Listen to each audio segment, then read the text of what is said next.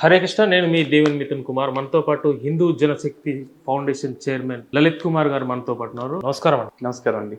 అంత సనాతన ధర్మం పెరుగుతున్న సందర్భంలో మీరు హిందూ జనశక్తి పెట్టి కొత్తగా ఏం ఉద్ధరిస్తారని నాకు అర్థం కావట్లేదు. భక్తి చాలా మందికి ఉంటుందండి. వాళ్ళనే మేము ఈ దేశంలో హిందువులు అంటాం. నేను అందరి దేవుళ్ళు సమానం, అందరి దేవుళ్ళు ఒకటే నేను ఎట్లా అంటాను? మిథున్ కుమారును ఒసామా బిన్ లాడెన్ ఒకటే అంటే ఒప్పుకుంటారా? మన హిందువులు మన దేవుని మీద నమ్మకం సన్నగిల్లి ఇతర మతాలకు వెళ్తున్నారంటారా? మనం ఎలా ఉన్నాం అనేది కదా. అప్పు చేసైనా సరే నెయ్యి తాగాలి, జీవించినంత కాలం సుఖంగా బ్రతికేయాలని చెప్పేసి చెప్తారు. వీళ్ళు కూడా అంతే చెప్తారు. నేను 99 ఏళ్ళు మంచి పనులు చేశాను కాబట్టి ఒక ఏడాదిలో పోతా కాబట్టి ఈ ఒక్కేడు నాకు నచ్చినట్టు ఉంటాను, నేను రేపులు చేస్తా బతుకుతాను, అంత మర్డర్లు చేస్తా బతుకుతాను, పక్కోటి సొమ్ము లాక్కుంటూ బతుకుతా అన్నారు అనుకోండి. ఇంతసేపు బైబిల్ గురించి క్రైస్తవుల గురించి మాట్లాడుతున్నాను. మీరు కూడా ఒక కన్వర్టెడ్ హిందూ కదా. బైబిల్ అనే ఒక బుక్కులో విగ్రహారాధన వ్యభిచారము అని చెప్పేసి చెప్పాడు.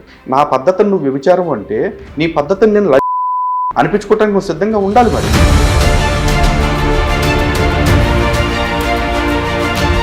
మీ వీడియోలు పూర్తిగా క్రైస్తవులనే తిడుతున్నారు. ముస్లింల దగ్గరకు ఏ మాట పోనిస్తలేరు. వాళ్ళ మెజారిటీ పెరిగితే నీ వింటే కింద, వినపోతే పైన కోయడం కన్ఫర్మ్ అంటున్నారు. ఆ చావుకి బతుక్కి మధ్య జరిగే సంఘర్షణ ఏదైతే ఉందో దాని గురించి భయపడుతూ ప్రాణాలు కాపాడుకోవడం కోసం ధర్మాన్ని పక్కన పెట్టే రకం నేను కాదు. మీరు మన ఛానల్ చూసినట్లు లేరు బహుశా, క్లియర్గా చూడండి.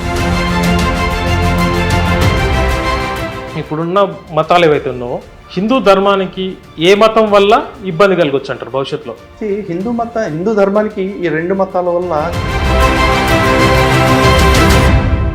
వాళ్ళ దేవతల యొక్క పేర్లు అక్కడ నామరూపాలు లేకుండా చేసేసి అని చెప్పేసి చెప్తున్నాడు. చేయమని దమ్ముంటే నరుకుతా ఎవడన్నా అట్లా నా గుడిలోకి వచ్చి నా గుడి విగ్రహాన్ని కనుక కదపాలి, అవమానించాలని ట్రై చేస్తే. ఇతర మతాల్లో లేనిది మన హిందూ మతంలో ఉన్నది ఏంటి అసలు? క్రిస్టియన్స్కి ముస్లిమ్స్కి అందరికీ కల్పిస్తున్నాం. సనాతన గ్రంథాల్లో లేని ఏదైనా ఒక మంచి విషయాన్ని మీ గ్రంథాల్లోంచి చూపించండి.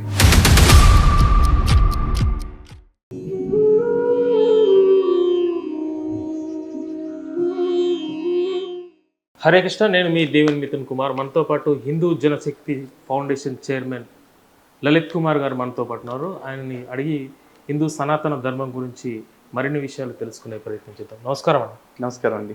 బాగున్నారా? Yeah good. మీరు హిందూ జనశక్తి అని ఒక ఫౌండేషన్ చైర్మన్గా ఉన్నారు కాబట్టి ఆ హిందూ జనశక్తి స్థాపించడానికి కారణం ఎవరు, దానికి సంబంధించిన ముఖ్య ఉద్దేశం ఏంటంటారు?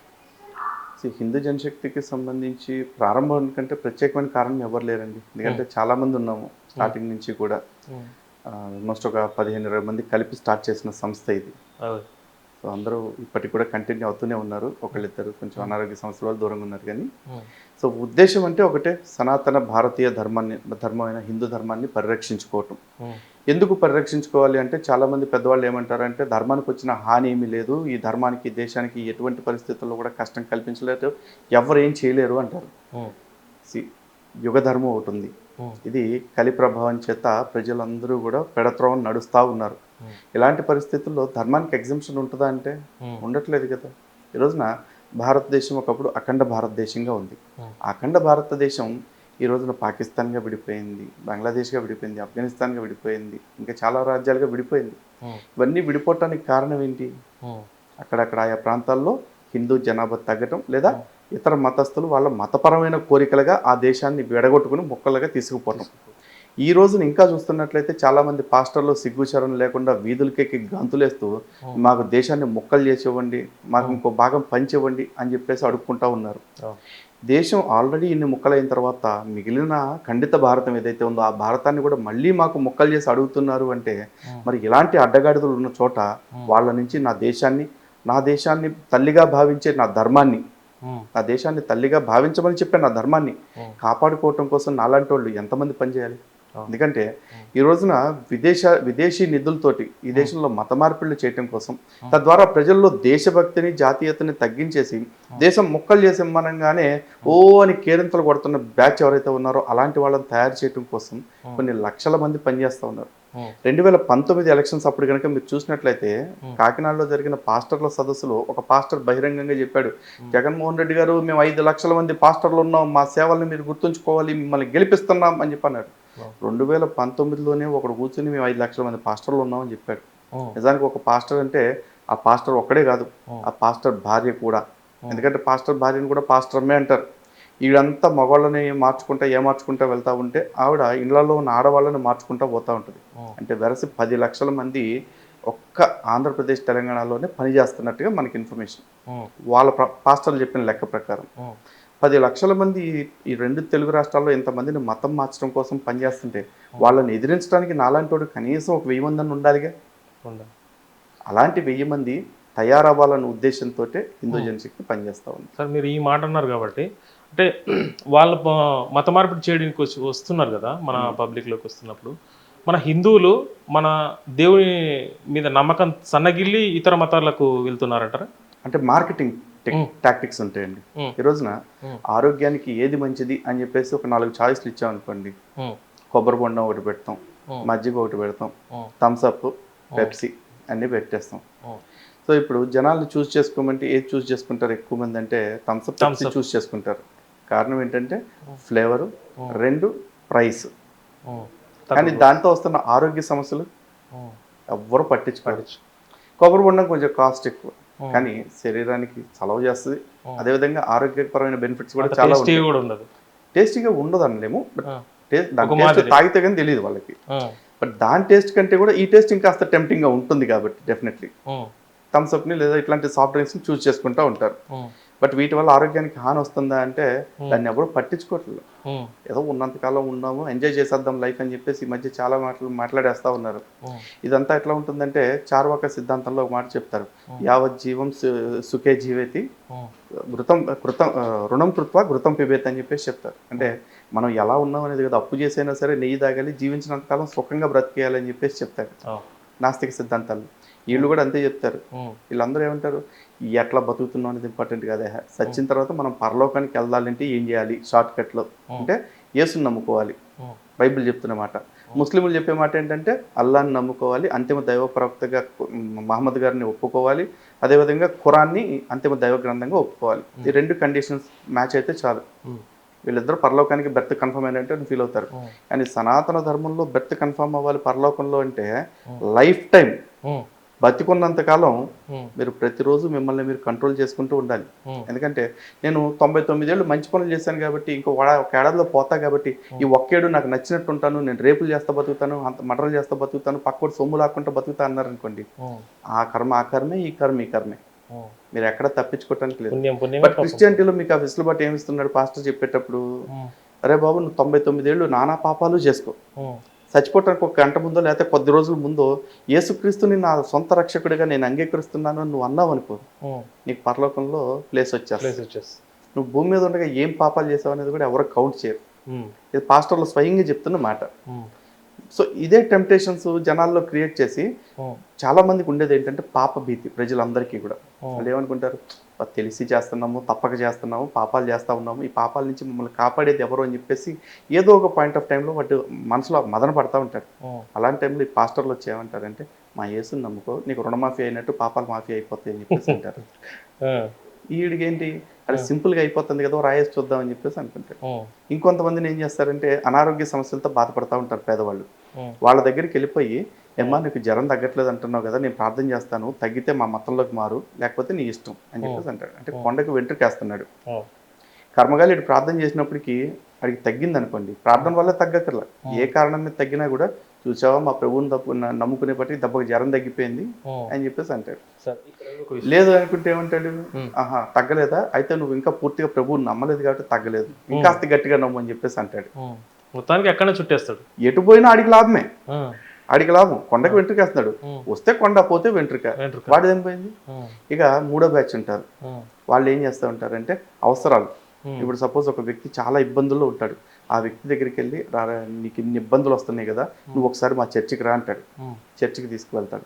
వెళ్ళంగానే చర్చిలో వాళ్ళందరినీ కూర్చోబెట్టి, ఇదిగో ఈ సోదరుడు హిందూ సోదరుడు పలానా ఇబ్బందుల్లో ఉన్నాడు, ఇలాంటి వాళ్ళని మనం ఆదుకోవాలి, ప్రభు యొక్క ప్రేమను వీళ్ళకి తెలియజేయాలి అని చెప్పేసి అంటాడు. అలా చెయ్యేసో 10,000 20,000 పోగేసి ఇస్తారు. వీడేమనుకుంటాడు, ఇక్కడేదో వ్యాపారం బాగుంది, నాకు ఎప్పుడు కష్టం వచ్చినా కూడా వీళ్ళందరూ సందాలు వేసుకుని నన్ను లేపుతా కూర్చుంటారు కాబట్టి ఇక్కడికి వెళ్ళి పని చేద్దామని చెప్పేసి వాడు ఓకే ఓకే చర్చికి రోజు వస్తానని చెప్పేసి అంటాడు. ఒకసారి వచ్చినందుకు మరి వాడికి గిట్టుబాటు అయింది. అదే వాడు 1 నెల 2 నెలలు వర్షమే వస్తే ఏదో కష్టం తప్పించుకోవడానికి ఉంటది కదా అని చెప్పేసి, సో ఈ రైస్ బ్యాగ్లు ఇట్లాంటివన్నీ ఆఫర్ చేసే కన్వర్షన్ బ్యాచ్ ఇంకొకళ్ళు ఉంటారు, ఇంకొక బ్యాచ్ ఉంటారు మ్యానిపులేటర్స్. వీళ్ళంతా చీటర్ ముండా కొడుకులు ప్రపంచంలో ఎవడు ఉండడు. వీళ్ళు ఏం చేస్తారంటే బైబిల్లో యేసుని ఎత్తుక్కోరు. ఎందుకంటే బైబిల్లో యేసు మొత్తం పాత నిబంధనలో 39 పుస్తకాలు ఉన్నాయి, కొత్త నిబంధనలో 27 పుస్తకాలు ఉన్నాయి. ఈ 27 పుస్తకాల్లో 4 సువార్తల్లో యేసుక్రీస్తు గురించి చెప్తారు. మిగతా చోట అక్కడక్కడ అడప యేసు గురించి తగిలిస్తూ ఉంటారు అంతే. కానీ పాత నిబంధనలో భూతద్దం వేసుకుని ఎతికినా సరే ఎక్కడ యేసు అనే పేరు కనపడదు. కొత్త నిబంధన మొత్తం భూతద్దం వేసుకుని ఎతికినా సరే ఎక్కడ యెహోవా అనేవాడు కనపడ్డు. కానీ వీళ్ళిద్దరిని ఏం చేస్తారంటే, వీళ్ళు వచ్చి ఈ యేసుని బైబిల్లోనే సగానికి పైగా గ్రంథంలో కనపడిన యేసుని వేదాల్లోకి వచ్చి ఎతుకుతాడు. వేదాల్లో యేసున్నాడు, పురాణాల్లో పీసున్నాడు అని చెప్పేసి మనకు వచ్చి సొల్లు కబుర్లు చెప్తా ఉంటారు. చాలా మంది అమాయకులు ఏమనుకుంటారు, ఓహో వేదంలో చెప్పబడిన దేవుడు కూడా ఈ యేసుక్రీస్తేనా అని నమ్మి ఇటు మారుతున్న వాళ్ళు కూడా ఉన్నారు. మా దృష్టికి అవి కూడా వచ్చినాయి కొంతమంది. సో ప్రపంచం మొత్తం క్రైస్తవ్యం ఫాలో అయ్యే సిద్ధాంతం ఒకటే, when you can't convince confuse. So అట్లా కన్ఫ్యూజ్ చేసేసి వీళ్ళందరినీ ఏం చేస్తూ ఉన్నారంటే, ఎవరికి తోచిన పద్ధతుల్లో వాడు బై హుక్ ఆర్ బై క్రుక్ ఎట్లయినా సరే అండ్ తీసుకొస్తే వాడికి ఇంపార్టెంట్ మత మార్పిడి. ఎందుకు విదేశాల్లో ఉండే జార్జ్ సోరస్ గడు కావచ్చు, లేకపోతే ప్రాజెక్ట్ జాషువా వాళ్ళు కావచ్చు, వీళ్ళందరినీ తయారు చేసేది దానికే.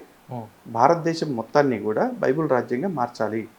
బైబిల్ రాజ్యంగా మార్చేసి ఇక్కడ ఉన్న భారతీయులందరిలో కూడా భరతమాత, భరతఖండము, భరత భూమి ఇట్లాంటి ఆలోచనలు చంపేస్తే వీళ్ళందరూ ఏ దేశం వాడు వస్తే ఆ దేశం వాడికి బానిసత్వం చేయడానికి సిద్ధపడిపోతారు.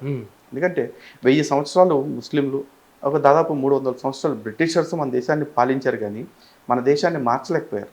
వాడు ఇస్లామిక్ రాజ్యం చేయలేకపోయాడు, వాడు క్రీస్తు రాజ్యం చేయలేకపోయాడు. కారణం ఏంటంటే అప్పుడు ప్రజల్ని మాత్రమే, మనుషుల్ని మాత్రమే ఆక్రమించారు, వాళ్ళ మనసులను ఆక్రమించలే. కానీ స్వతంత్రం వచ్చిన 75 ఏళ్లలో మన విద్యా విధానం మార్చడం ద్వారా ఇక్కడ మనుషుల్ని కాదు, ముందు మనుషుల మనసుల్ని ఆక్రమించేశారు వీళ్ళు. ఈ మనసుల్ని మట్టితో నింపేశారు. దేశభక్తితో ఉండే మన బుర్రల్ని, ధార్మిక చింతనతో ఉండే మన ఆలోచనల్ని పూర్తిగా కలుషితం చేసేసారు. ఒకప్పుడు భగవంతుడు అంటే మనకి అసలు మనం ఏదైతే దుర్లభం అనుకుంటావో అటువంటి దుర్లభమైన వాటిని భగవంతుడిని దేహిమి అని చెప్పేసి అడుక్కునేవాళ్ళు, భగవంతుడా మాకు ఇది ఇవ్వు అని చెప్పేసి. కానీ ఈ బొకడా మతాలు వచ్చిన తర్వాత ఎట్లా అయిపోయిందంటే, దేవుడు అనేవాడు అంటే ఒక ఆర్ఎంపీ డాక్టర్, నా తలనొప్పి తగ్గిస్తాడు, నాకు జ్వరం తగ్గిస్తాడు, నా రోగం తగ్గిస్తాడు అని చెప్పేసి.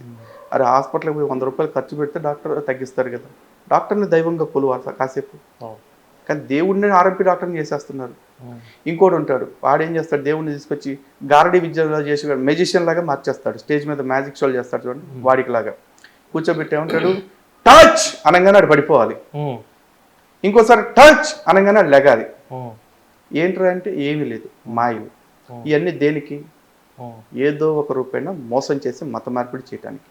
ప్రతి కుక్క వాగే మాట ఏంటంటే, నాకు భారత రాజ్యాంగం మత ప్రచారం చేసుకునే స్వేచ్ఛ ఇచ్చిందని చెప్పేసి అంటాడు. అరే కుక్కల్లారా, నీకు మత స్వేచ్ఛ ఇచ్చిన అదే రాజ్యాంగం, అదే మత స్వేచ్ఛ మిగతా వాళ్ళకు కూడా ఇచ్చింది. ఆ మత స్వేచ్ఛ వెనకాల, ఎందుకంటే ప్రతి ఆర్టికల్కి వెనకాల రీజనబుల్ రెస్ట్రిక్షన్స్ అని చెప్పేసి అదే ఇండియన్ కాన్స్టిట్యూషన్లో ఉంటాయండి. ఈ మత స్వేచ్ఛ ఏదైతే ఉందో ఆ ఆర్టికల్కి కూడా వెనకాల ఆర్టికల్ 25(1) క్లియర్గా చాలా చెప్తున్నారు, freedom of conscience and public order subject to health and morality అని చెప్పేసి. కానీ వీళ్ళు చేసే మత ప్రచారాలు ఏవైతే ఉన్నాయో ప్రతి ఇంటికి వచ్చి పాంప్లెట్లు పంచుతూ బైబిల్ పంచుతూ చేస్తారు కదా, కరపత్రాలు చూడండి, ఎక్కడ కన్సెన్స్ ఉంది? మీ మనస్సాక్షి లేదా మీ అంతరాత్మ ప్రబోధానుసారం మీరు వెళ్ళి నాకు నీ యేసు గురించి చెప్పు అంటే చెప్పాలి. అలా కాకుండా నా కొంపకు వచ్చేసి నేను చెప్తాను, నువ్వు నచ్చితే మారు, నచ్చకపోతే మారొద్దు అని చెప్పేసి నాకు ఆఫర్లు ఇస్తూ వింటాడు, పండగ ఆఫర్లు ఇచ్చినట్టు. ఇవ్వకూడదు కదా, ఇట్స్ అగైనెస్ట్ టు కాన్స్టిట్యూషన్. ఇక రెండోది పబ్లిక్ ఆర్డర్. నా దగ్గరికి తీసుకొచ్చే కరపత్రాల్లో యేసుక్రీస్తుని నమ్మి బాప్తిజం పొందు వాడు రక్షించబడతాడు, నమ్మని వాడు శిక్షించబడతాడంటే యేసు నన్ను ఎందుకు శిక్షిస్తాడు? గట్టిగా మాట్లాడితే ఊడిపోయిన నా బొచ్చున తిరిగి అతికించలేడు యేసు, నన్ను శిక్షిస్తాడా? కానీ నన్ను శిక్షిస్తాడు అని చెప్పేసి యేసు గురించి కరపత్రం వేసుకొచ్చి నన్ను భయపెడతావు, ఎవడిచ్చాడు నీకు అధికారం? ఇక రెండోది subject to morality and health అని చెప్తున్నారు. అదే ఓ పక్కన సువార్త స్వస్థత సభలు అని చెప్పేసి బహిరంగంగా పెడుతూ నీకు రోగం తగ్గిస్తా, క్యాన్సర్ తగ్గిస్తా, ఎయిడ్స్ తగ్గిస్తా అని చెప్పేసి గాలి కబుర్లు చెప్తా ఉంటే, కొబ్బరి నూనెతో ఒక రోగం తగ్గిద్ది, ఖర్చీఫ్ ఇస్తే ఒక రోగం తగ్గుద్ది అని చెప్పేసి ప్రజల్ని అంత బాహాటంగా మోసం చేస్తూ ఉంటే పని చేయాల్సిన వ్యవస్థలు ఏం చేస్తుంది? ఎందుకంటే 1954 నుంచి మనకు ఒక యాక్ట్ అమల్లో ఉంది, Indian drugs and cosmetics act, drugs and magical remedies act అని చెప్పేసి 2 యాక్ట్స్ ఉన్నాయి. ఈ 2 యాక్ట్స్ ప్రకారం మ్యాజికల్ రెమెడీస్ యాక్ట్ అని చెప్పేసి దారుణంగా బహిరంగంగా ఇట్లాంటి రెమెడీస్ చేస్తుంటే, మ్యాజిక్ షోలు చేస్తూ ఉంటే ఎవడూ పట్టించుకోవట్లా. సుమోటోగా స్పందించాల్సిన వ్యవస్థలు కూడా కదలట్లా. ఇక డ్రగ్స్ అండ్ కాస్మెటిక్స్ యాక్ట్ ఉంది. కొబ్బరి నూనె నువ్వు మందు అని చెప్పేసి అమ్ముతున్నావు, ప్రేయర్ ఆయిల్ అని చెప్పేసి, ఈ ఆయిల్ తాగితే రోగాలు తగ్గుతాయని అంటున్నావు. మరి అట్లాంటి ప్రొడక్ట్స్ అన్ని మార్కెటింగ్ చేస్తుంటే ఏమైపోయింది ప్రభుత్వాలు?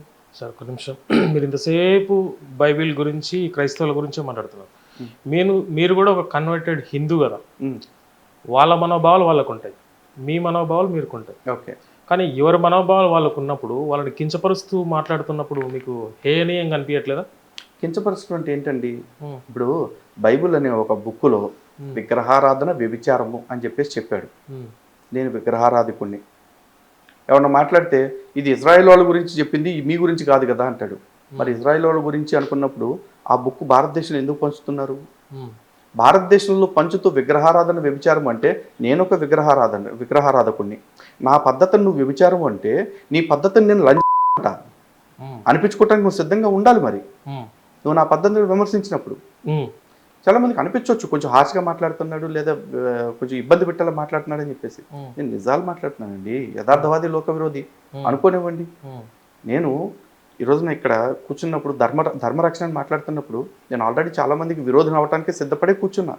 ఎంతమందికి విరోధం అవుతానంటే మీరు అన్నట్టు క్రైస్తవులకి, ముస్లింలకి, నాస్తికులకి, కమ్యూనిస్టులకి, సెక్యులర్లకి, వీళ్ళకే కాదు, కొన్నిసార్లు సాటి హిందుత్వవాదులు కూడా వ్యతిరేకులు అవుతాం. ఎందుకంటే ఈర్ష, అసూయ, రాగద్వేషాలు ఎన్నో ఉంటాయి, వాటన్నిటి కారణం చేత. బట్ స్టిల్ ఇక్కడ మేము మనుషుల్ని మెప్పించడానికి లేము.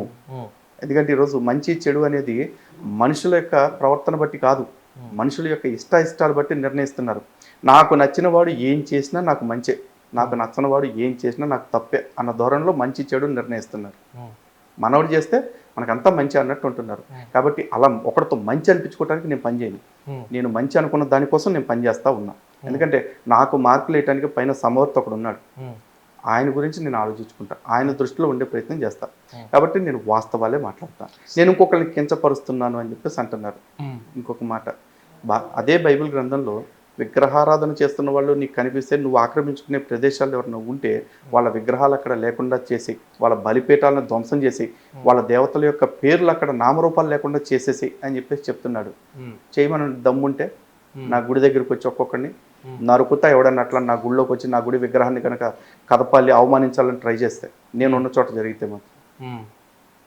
సార్ మీరు నరుకుతా అంటున్నారు కదా, ఎంతసేపు ఉన్న క్రిస్టియానిటీని తిడుతున్నారు మీరు, ముస్లింలని తిట్టాలంటే మీకు ఏమైనా భయమా? అయ్యో, బ్రహ్మాండంగా తిడతాం తప్పు చేసినప్పుడు. మీ వీడియోలు పూర్తిగా ఇంతకుముందు గత ఇంటర్వ్యూలు చూస్తే ఏది చూసినా క్రైస్తవులనే తిడుతున్నారు, ముస్లింల దగ్గరకు ఏ మాట పోనిస్తలేరు. అయితే నేను గతంలో రాధామోహన్ దాస్తో ఇంటర్వ్యూ చేసినప్పుడు వాళ్ళ మెజారిటీ పెరిగితే నీ వింటే కింద, వినపోతే పైన, కోయడం కన్ఫర్మ్ అంటున్నారు. క్రిస్టియన్ల గురించి కోస్తారని చెప్పలేదు, ముస్లింలు మాత్రమే కోస్తారంటున్నారు. అంటే మీరు అట్లా మిమ్మల్ని ఏమైనా కోస్తారని మీరు భయపడుతున్నారా? ఒకటి చెప్తానండి, అమెరికా అధ్యక్షుల గురించి మీరు వినే ఉంటారు కదా, జాన్ ఎఫ్ కెనడీ గురించి కావచ్చు, అబ్రహాం లింకన్ గురించి కావచ్చు. అమెరికా అధ్యక్షుడికి ఎంత సెక్యూరిటీ ఉంటుందండి? వాళ్ళనే పబ్లిక్లో నిలబెట్టి లేపేశారు. రాజీవ్ గాంధీ గారిని ఎక్కడ పబ్లిక్ మీటింగ్లోనే కదా చంపింది. ఒకడికి చావు రాసి పెట్టుంటే ఆడి ఎంత సెక్యూరిటీ మధ్య ఉన్నా కూడా ఆయన కాపాడేవాడు ఎవ్వడు లేడు. అదే మీరు ఇంకోసారి చూసుకోండి, మొన్న జరిగిన ఒక బిల్డింగ్ దుర్ఘటనలో 13 అంతస్తుల బిల్డింగ్ పడిపోతే ఆ శిథిలాల కింద ఒకడు 3 రోజులు బతికాడు. వాడికి చావు రాసి పెట్టకపోతే అంత ప్రమాదం జరిగినా బతికేవాడు బతుకుతాడు. ఆ చావుకి బతికి మధ్య జరిగే సంఘర్షణ ఏదైతే ఉందో దాని గురించి భయపడుతూ ప్రాణాలు కాపాడుకోవటం కోసం ధర్మాన్ని పక్కన పెట్టే రకం నేను కాదు. మీరు మన ఛానల్ చూసినట్లు లేరు బహుశా, క్లియర్ గా చూడండి. షఫీ గురించి కావచ్చు, సిరాజ్ గురించి కావచ్చు, ఇమ్రాన్ గురించి కావచ్చు, వీళ్ళందరి గురించి వీళ్ళందరి గురించి దారుణంగా ఎండగట్టేసి వాళ్ళు చేస్తున్న తప్పుడు వ్యాఖ్యానాల గురించి, అలాగే ఆ సందర్భంలో ఖురాన్లో ఉన్న వ్యవహారాలు ఏవైతే ఉన్నాయో వాటి గురించి, హదీసుల్లో ఉటంకించిన సందర్భాల గురించి కూడా చాలా నిష్కర్షగానే మాట్లాడారు. ఎందుకంటే అసలు ఫస్ట్ ఆఫ్ ఆల్ మీరు క్రిస్టియానిటీ ఇస్లాం గురించి కంపేర్ చేస్తున్నారు కదా, అలా కాదు. నేను హిందువుల్లో ఉన్న దొంగ సన్నాసులు ఎవరైతే ఉన్నారో వాళ్ళ గురించి కూడా మాట్లాడతాను. నేను నాకు ప్రమాణము ధర్మం.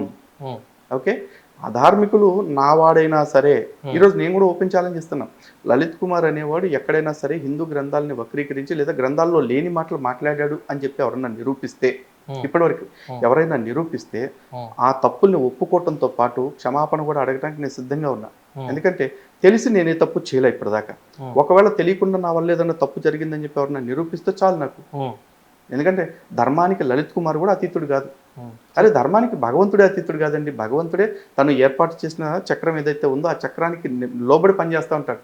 కృష్ణ పరమాత్మ స్వయంగా చెప్పారు, కర్మ నన్ను అంటజాలదు, నేను కర్మకు అతీతుడిని అని చెప్పేసి. కానీ ఆయన కర్మఫలాన్ని అనుసరించాడు. కారణం ఏంటి? మానవుడిగా వచ్చినప్పుడు నేను 10 మందికి మార్గం చూపాలనుకున్నప్పుడు నేను ఎగ్జామ్షన్స్ తీసేసుకుంటే రేపు ఇంకోటి అడుగుతాడు. కాబట్టి ఆయనకు వచ్చిన కష్టం, ఆయన కళ్ళ ముందే కొడుకులందరూ పొట్టుకు చచ్చిపోతుంటే ఆయన ఏమీ పట్టించుకోలేదు. అలా జరగాల్సింది ఉంది, గాంధారి శాపం అనుభవించాలి కాబట్టి జరగని అని చెప్పేసి ఊరుకున్నాడు. రాముడిగా వచ్చినప్పుడు రాముడు ఎన్నో కష్టాలు పడ్డారు. రాముడికి అన్ని అస్త్రశస్త్రాలు ఇచ్చిన ఆ ఋషులు ఎవరైతే ఉన్నారో ఆ ఋషులందరూ ఆయన కూర్చోబెట్టి, ఇగో నాయన నీకు ఒక పూజ ఉపదేశిస్తాను, దాన్ని కానీ చేసావనుకో, లేదంటే ఒక వ్రతం చేపిస్తాను, అది చేసావనుకో నీ కష్టాలన్నీ పోతాయని చెప్పి ఎవరు చెప్పలేదే. ఎందుకు? కర్మ ప్రకారం ఏదైతే జరగాల్సి ఉందో అది జరగాల్సిందే. మానవుడిగా వచ్చినప్పుడు భగవంతుడే చక్రాన్ని పాటించినప్పుడు ఆఫ్టర్ ఆల్ మనుషులు అండి, మనం ఎంత. సార్ ఇంకొక విషయం, ఇతర మతాల్లో లేనిది మన హిందూ మతంలో ఉన్నది ఏంటి అసలు? ఎందుకు మన హిందూ మతంలో కొనసాగాలి? ఇదొక చాలా పెద్ద పాయింట్. దీని గురించి నేను ఎప్పటి నుంచో క్రిస్టియన్స్కి ఒక సవాల్ ఇస్తున్నా. సారీ, క్రిస్టియన్స్కి కాదు, క్రిస్టియన్స్కి ముస్లిమ్స్కి అందరికీ కల్పిస్తున్నా. సనాతన గ్రంథాల్లో లేని ఏదైనా ఒక మంచి విషయాన్ని మీ గ్రంథాల్లోంచి చూపించండి. నేను 2, 3, 4, 5 ఏం అడగట్లేదు. సనాతన గ్రంథాల్లో లేని ఒక మంచిని మీ దానిలో చూపించండి. నేను అదే అడుగుతున్నాను. ఆ ఒకటి వాళ్ళు ఏంటో చూపించారనుకోండి, అప్పుడు మిగతా డిస్కషన్ చేయడానికి ఉంటుంది. కానీ ఈ లోపు మీరు అడిగారు కాబట్టి కొన్ని పాయింట్లు చెప్తాను. బైబిల్ ప్రకారం చూసుకుంటే బైబిల్లో ఒక మాట చెప్తున్నారు, నిన్ను వలే నీ పొరుగు వారిని ప్రేమించు. బైబిల్లో వీళ్ళు అనుకునే ది టాపెస్ట్ మంచి మాట ఏదైనా ఉందంటే అదే, నీ శత్రువుని సైతం ప్రేమించు అని చెప్పేసి చెప్తారు కదా. కానీ సనాతన గ్రంథాల్లోకి భగవద్గీత మొత్తం వేదాల్లో కూడా వెళ్ళవసరం. భగవద్గీత ఒక్క చోట ప్రారంభ దశలో తీసుకున్నట్లయితే కనుక అద్వేష్ట సర్వభూతానాం మైత్ర కరుణయేవచ అని చెప్పేసి చెప్తున్నారు. అంటే నీ చుట్టుపక్కల ఉండే మనుషుల మీద కాదు, ఏ జీవరాశి పట్ల కూడా ఎటువంటి ద్వేష భావన లేకుండా మైత్రి కరుణ భావనలతో ఉండాలి అని చెప్పేసి బోధిస్తున్నారు స్వామి. మరి మనుషుల్ని ప్రేమించు, నీ శత్రువుని సైతం ప్రేమించు అని వేసి చెప్పారు కదా. కానీ ఇక్కడ అసలు మొత్తం జీవరాశులను ప్రతిదాన్ని నిన్ను నువ్వు ఎలా ప్రేమించుకుంటావో అలాగే ప్రేమించని చెప్పేసి చెప్తున్నారు. ఆత్మావత్ సర్వభూతాన్ని, నీలో ఉన్న ఆత్మ అన్ని భూతాల్లో కూడా ఉంది, అందరినీ ఒకేలా చూడమని చెప్పేసి చెప్తున్నారు కదా. అదే కదా సమతావాదం నిజమైందంటే, సమదృష్టి. మరి ఇది ఒక్కటి చాలదు, పోని ఇది కూడా చాలదు, ఇంకా హై లెవెల్ కావాలి అంటారా? సర్వేషాం స్వస్తిర్భవతు, సర్వేషాం శాంతిర్భవతు, సర్వేషాం పూర్ణం భవతు, సర్వేషాం మంగళం భవతు, సర్వే సంతు సుఖినః, సర్వే సంతు నిరామయ, సర్వే భద్రాణి పశ్యంతు, మా కశ్చిత్ దుఃఖ భాగ్ భవేత్. ఎంత గొప్ప మాట కూడా నేను అడగట్లా, దీనికి సరిపోయే మాట కూడా అడగట్లా. దీనికి కనీసం సమీపంలోకి వచ్చే ఒక మాటని ఆ 2 గ్రంథాల్లో నుంచి నాకు చూపించండి. అందరూ బాగుండాలి. ఇక్కడ హిందూ జన సుఖినో భవంతు అనే మాట ఈ గ్రంథంలో రాయబడలా, సర్వే జన అనే ఉంది. లోకా సమస్త సుఖినో భవంతు అని ఉంది. ఈరోజున క్రిస్టియన్స్ అందరికీ ఒక టార్గెట్ ఉంటుంది, ఈ లోక మొత్తాన్ని కూడా యేసు రాజ్యంగా మార్చాలి. ముస్లింలందరికీ ఇంకో టార్గెట్ ఉంది, దీన్ని మొత్తాన్ని అల్లా రాజ్యంగా మార్చాలని చెప్పేసి. కానీ హిందువులకి ఎటువంటి టార్గెట్ లేదు. కృణ్వంతో విశ్వమార్యాం, ఈ విశ్వం మొత్తాన్ని కూడా మంచి వాళ్ళు ఉండే లోకంగా మార్చుకోవాలి. వసుదైక కుటుంబం, ఈ భూమి అంతటినీ ఒకే కుటుంబం అనే భావన కలిగేలాగా బ్రతకాలి అని చెప్పేసి చెప్తున్నారు. బహుశా ఇవి సరిపోతాయి అనుకుంటున్నాను. ఇలాంటివి చెప్పాలంటే ఇంకా చాలా ఉంటాయి. చాలా. ఇంకొకటి, ఇప్పుడు 10-20 సంవత్సరాల నుంచి గుడులు పెరిగినాయి, గుడిలోకి వచ్చే భక్తులు పెరిగారు, భక్తి మార్గం పెరిగిపోయింది. ఇప్పుడు కార్తీక మాసం వచ్చిందంటే మా చిన్నదనప్పట్లో అసలు దీపం అంటే తెలియని వాళ్ళు ఉన్నారు, గ్రామీణ స్థాయి నుంచి వచ్చిన కాబట్టి నేను చెప్తున్నాను. ఇప్పుడు ప్రతి ఒక్క చోట గ్రామాల్లో కావచ్చు, సిటీలలో కావచ్చు, ఇప్పుడు ఎన్టీ వాళ్ళు పూర్తిగా పెద్ద కాంటాక్ట్ చేస్తారు ఇక్కడ ఎన్టీఆర్ గార్డెన్లో. అంత సనాతన ధర్మం పెరుగుతున్న సందర్భంలో మీరు హిందూ జనశక్తి పెట్టి కొత్తగా ఏం ఉద్ధరిస్తారని నాకు అర్థం కావట్లేదు. భక్తి చాలా మందికి ఉంటుందండి. ఉమ్, వాళ్ళనే మేము ఈ దేశంలో హిందువులు అంటాం. ఉమ్, ఆ హిందువుల్లోనే ఈరోజు సెక్యులర్స్ అనే ఒక జబ్బు పాకేసింది చాలా మందికి. ఆ సెక్యులరిజం అనే జబ్బుకి వైద్యం మేము చేస్తూ ఉన్నాం ఈరోజు. ఎందుకంటే వీళ్ళందరి దృష్టి ఏంటంటే అన్ని మతాలు సమానమే అనే ఒక పెద్ద రోగం వాళ్ళకి వచ్చేసింది. ఉమ్, చాలామంది ఏమనుకుంటారంటే క్యాన్సరు, ఎయిడ్స్, యాంథ్రాక్స్, ఎబోలా ఇట్లాంటి జబ్బుల పేర్లు చెప్తారు. ఉమ్, ఈ జబ్బులన్నీ ఒక లెవెల్ వరకే. ఉమ్, అటన్నిటిని మించిపోయిన జబ్బు ఈ సెక్యులరిజం. ఉమ్, కారణం ఏంటో చెప్పమంటారా? ఉమ్, వీళ్ళందరూ అంటారు అందరు దేవుళ్ళు ఒక్కటేనండి అంటారు. ఉమ్, అరే నీ కళ్ళ ముందే నీకు ఇద్దరు పని చేస్తూ ఉన్నారు. అందరు దేవుళ్ళు ఒక్కడే కాదు, అందరికీ ఒక్కడే దేవుడు, వాడు మావాడే అని చెప్పేసి 2 మతాలు పనిచేస్తూ ఉన్నాయి. అవును. వాళ్ళు అలా పనిచేస్తున్నప్పుడు నేను అందరి దేవుళ్ళు సమానం, అందరి దేవుళ్ళు ఒకటే నేను ఎట్లా అంటా? ఉమ్, నాకు మిథున్ కుమారును ఒసామా బిన్ లాడెన్ ఒకటే అంటే ఒప్పుకుంటారా? ఒప్పుకోరు. ఎందుకు ఒప్పుకోరండి? అందరూ మనుషులమే. అందరికీ ఒకటి 2 కళ్ళు 2 చేతులు ఒకటే ఉంది కదా తలకాయ. ఉమ్. ఎవరి ఉద్దేశాలు వాళ్ళకు ఉంటాయి కదండి. ఇప్పుడు మీ ద్వారా మాకున్నటువంటి రిలేషన్ వేరు, మీ ద్వారా ఒసామా బిన్ లాడెన్కి ఉన్నటువంటి రిలేషన్ వేరే ఉంటుంది కదా. కాదు, ఇప్పుడు అందరూ సమానమే అన్నప్పుడు Osama bin Laden, Mithun Kumar ఎందుకు ఒకటి కాదు? ఉమ్. వాళ్ళు చూడరు అట్లా. ఎవరు చూడరు? మీరన్న మతాలలో చూడరు. వాళ్ళు చూస్తారు. ఉమ్, వాళ్ళు ఏమంటారంటే ఉమ్, మనం అందరం కూడా ఆదాము సంతానమే, ఆ, అందరం ఒకే తండ్రి నుంచి వచ్చాము అని చెప్పేసి అంటారు. ఉమ్, అక్కడ వరకు ఓకే. ఉమ్, అంటే అది కూడా డిబేటబుల్లే. కానీ ఆ పాయింట్ నేను అక్కడికి వదిలేస్తా. అందరూ సమానమే అంటున్నారు కాబట్టి. ఉమ్, అందరూ సమానమైనప్పుడు మరి వాళ్ళ దేవుడు అందరినీ పరలోకానికి ఎందుకు తీసుకుపోవట్లా? ఉమ్, యేసుని నమ్ముకున్న వాళ్ళని మాత్రమే తీసుకెళ్తాను అంటాడు. తీసుకెళ్తాను. ఇప్పుడు ఒక ఇంట్లో తల్లిదండ్రులు ఉంటారు, వాళ్ళకి 4 పిల్లలు పుట్టారు. ఉమ్, ఆ 4 పిల్లల్లో 2కి తల్లిదండ్రులు అంటే విపరీతమైన ప్రేమ, మిగతా 2కి తల్లిదండ్రులను అసలు లెక్క చేయరు. ఉమ్, గాలి తిరుగులు తిరుగుతూ ఉంటారు. ఈ తల్లిదండ్రులు ఆ ఇద్దరు నన్ను బాగా ప్రేమిస్తున్నారు కదా అని మురిసిపోరు. ఈ ఇద్దరు వల్లే వాళ్ళకి ఎక్కువ క్షోభ కలుగుద్ది. వీళ్ళు మమ్మల్ని ప్రేమించట్లేదు కాబట్టి కాదు, ఉమ్, అరే వీళ్ళు గాలి తిరుగులు తిరుగుతూ చెడిపోతున్నారు, వీడికి ఏదో చేయాలి, వీడిని బాగు చేసుకోవాలని చూస్తాడు. ఉమ్, మరి యేసు నిజంగా తోపు దేవుడైతే ఈ బాగుపడిపోయిన వాళ్ళందరి సంగతి వదిలేసి మిగతా వాళ్ళు ఎవరైతే యేసుని నమ్మట్లేదో వాళ్ళ గురించి ఆలోచించాలి. నమ్మినా వాళ్ళు నా పిల్లలే, నమ్మకపోయినా వాళ్ళు నా పిల్లలే, వాళ్ళు నేను వదిలేసుకుంటానా అని చెప్పేసి అనుకోవాలి. ఈరోజున హిందూ గ్రంథాల ప్రకారం చూసుకుంటే మనకి కల్పాంతంలో ప్రళయం ఉంటుంది. అవును. ఆ ప్రళయం ఎందుకు వస్తుందండి? దేవుడికి ఏమన్నా ఫ్రస్ట్రేషన్ వచ్చేసి మొత్తం అంతటిని కలిపేస్తున్నాడా? విపరీత బుద్ధులు పెరగడం వల్ల ఏమీ కాదు. ప్రతి జీవుడికి అంతిమ లక్ష్యం ఏంటి అంటే పరమాత్మని చేరుకోవడం. ఆ పరమాత్మని చేరుకోవటాన్నే ముక్తి లేదా మోక్షం అని చెప్పేసి అంటారు. కానీ ఈ మోక్ష సాధన అనేది అందరికీ సాధ్యం అయ్యేది కాదు. జన్మ సంసార బంధనాల్లో ఇరుక్కుపోయిన వాళ్ళకి, రాగద్వేషాల్లో ఇరుక్కుపోయిన ప్రతి వాడికి అది సాధ్యం కాకపోవచ్చు. అలాంటి చోట భగవంతుడు వాడికి మళ్ళీ జన్మ ఇచ్చి మళ్ళీ ఛాన్సులు ఇస్తాడు. అలాంటి ఛాన్సులు ఎన్నిచ్చినా వినియోగించుకోలేక ఒక స్టేజ్ దగ్గరికి వచ్చిన తర్వాత వాడు అలసిపోతాడు జీవుడు. అలాంటి సందర్భంలో భగవంతుడు కరుణించి మనందరికీ కూడా పిచ్చవాదవులు ఇంకెంతకాలం నాకు దూరంగా ఉంటారు, అసలు నేను నా బిడ్డలు లేకుండా నేనంత ఎందుకు అంతకాలం దూరంగా ఉంటానని చెప్పేసి మనందరినీ తీసుకెళ్ళి ఆయనలో కలిపేసుకుంటాడండి. అలాగుంది కదా. మరి బైబిల్లో చూసుకుంటే ఒకటే జన్మ, పునర్జన్మ లేదు. ఆ ఒకటే జన్మలో యేసు నన్ను హిందువుగా పుట్టించి, ఒకవేళ యేసే సృష్టికర్త అనుకుంటే నన్ను యేసు హిందువుగా ఎందుకు పుట్టించాడు? యేసుకన్నా బలుప, లేకపోతే తెలివి లేదా? ఏదో కారణం ఉండే ఉంటుందిగా. ఈ సృష్టిలో జరిగే ప్రతిదానికి ఒక కారణం ఉంటుందని నమ్ముతారు కదా ప్రతి ఒక్కళ్ళు కూడా. అలాంటి కారణం నన్ను హిందువుగా పుట్టించడం వెనకాల కూడా ఏదో ఉండుంటుందిగా. మరి నాకు ఎందుకని పరలోకంలో కాకుండా అగ్నియార్ని పురుగు చావని నరకంలో వేస్తున్నాడు? అరే పిల్లోళ్ళకి కూడా పరీక్షల్లో తప్పితే మార్చిపోతే సెప్టెంబర్ అని ఛాన్స్ ఇస్తారండి. మరి తప్పు చేశాడు, ఒకవేళ యేసు నమ్మకపోవటం తప్పు అనుకుంటే ఒక ఛాన్స్ పోయినప్పుడు ఇంకో ఛాన్స్ ఇవ్వాలి. ఆ పునర్జన్మ నువ్వు ఎందుకు ఇవ్వట్లా? ఇచ్చిన జన్మ నువ్వే ఇచ్చావు. హిందువుగా కొంతమందిని, క్రైస్తవులుగా కొంతమందిని. ఈ 2 ఆత్మల మధ్య పార్షియాలిటీ నువ్వు ఎందుకు చూపించాల్సి వచ్చింది? వాడు చేసుకున్న పుణ్యం ఏంటి, వీడు చేసుకున్న పాపం ఏంటి? అంతకుముందు జన్మే లేనప్పుడు. దీనికి క్రైస్తవుడు ఎవడన్నా సమాధానం చెప్పగలరా? దీనికే కాదు, అసలు క్రైస్తవుల్ని చాలా క్లియర్గా క్వశ్చన్ అడుగుతున్నా. అసలు ఒకడు పేదవాడిగా, ఒకడు డబ్బున్నోడిగా, ఒకడు అందగాడిగా, ఒకడు కురూపిగా, ఒకడు మంచోడిగా, ఒకడు చెడ్డోడిగా, ఒకడు ఆడగా, ఒకడు మొగగా, ఒకడు పొట్టిగా, ఒకడు పొడుగ్గా, ఇన్ని రకాలుగా ఎందుకు పుడుతున్నారు? ఏ పాస్టర్కైనా సరే నేను మన ఛానల్ ద్వారా కూడా సవాల్ చేస్తున్నా. మీ ఛానల్లోనే మీరు డిబేట్ ఆర్గనైజ్ చేస్తానంటే ఏ పాస్టర్ వస్తాడు రమ్మనండి టాపిక్ నిరూపించడానికి? సవాల్ విజయప్రసాద్ గారు వస్తారు మాట్లాడదాం. అడగండి. విజయప్రసాద్ కాదు, మీరు 2 తెలుగు రాష్ట్రాల్లో ఉన్న ఏ పాస్టర్నైనా అడగండి. ఏ పాస్టర్ వచ్చినా సరే వాళ్ళతో ఇక్కడ కూర్చోటానికి నేను రెడీగా ఉన్నా. నేను ఆయనతో మాట్లాడినప్పుడు ఏమన్నాడంటే, మీ పేరు తీసిన దగ్గర మీతో పాటు రాధామోహన్ దాస్ వస్తే వస్తాం. ఏమంటా? రాధామోహన్ దాస్ వస్తే వస్తాడు. మీరు ఆయనకు సమకాలీకులు గారు. అలా కాదు, మీరు ఆయనకు నేను సమకాలీకులు చెప్తానండి. గారు. రాధా మనోహర్ గారు ఒక గీతా ప్రచారకులుగా ఉన్నారు. ఉమ్, వారిని నేను గురువు గారు అని సంబోధిస్తా.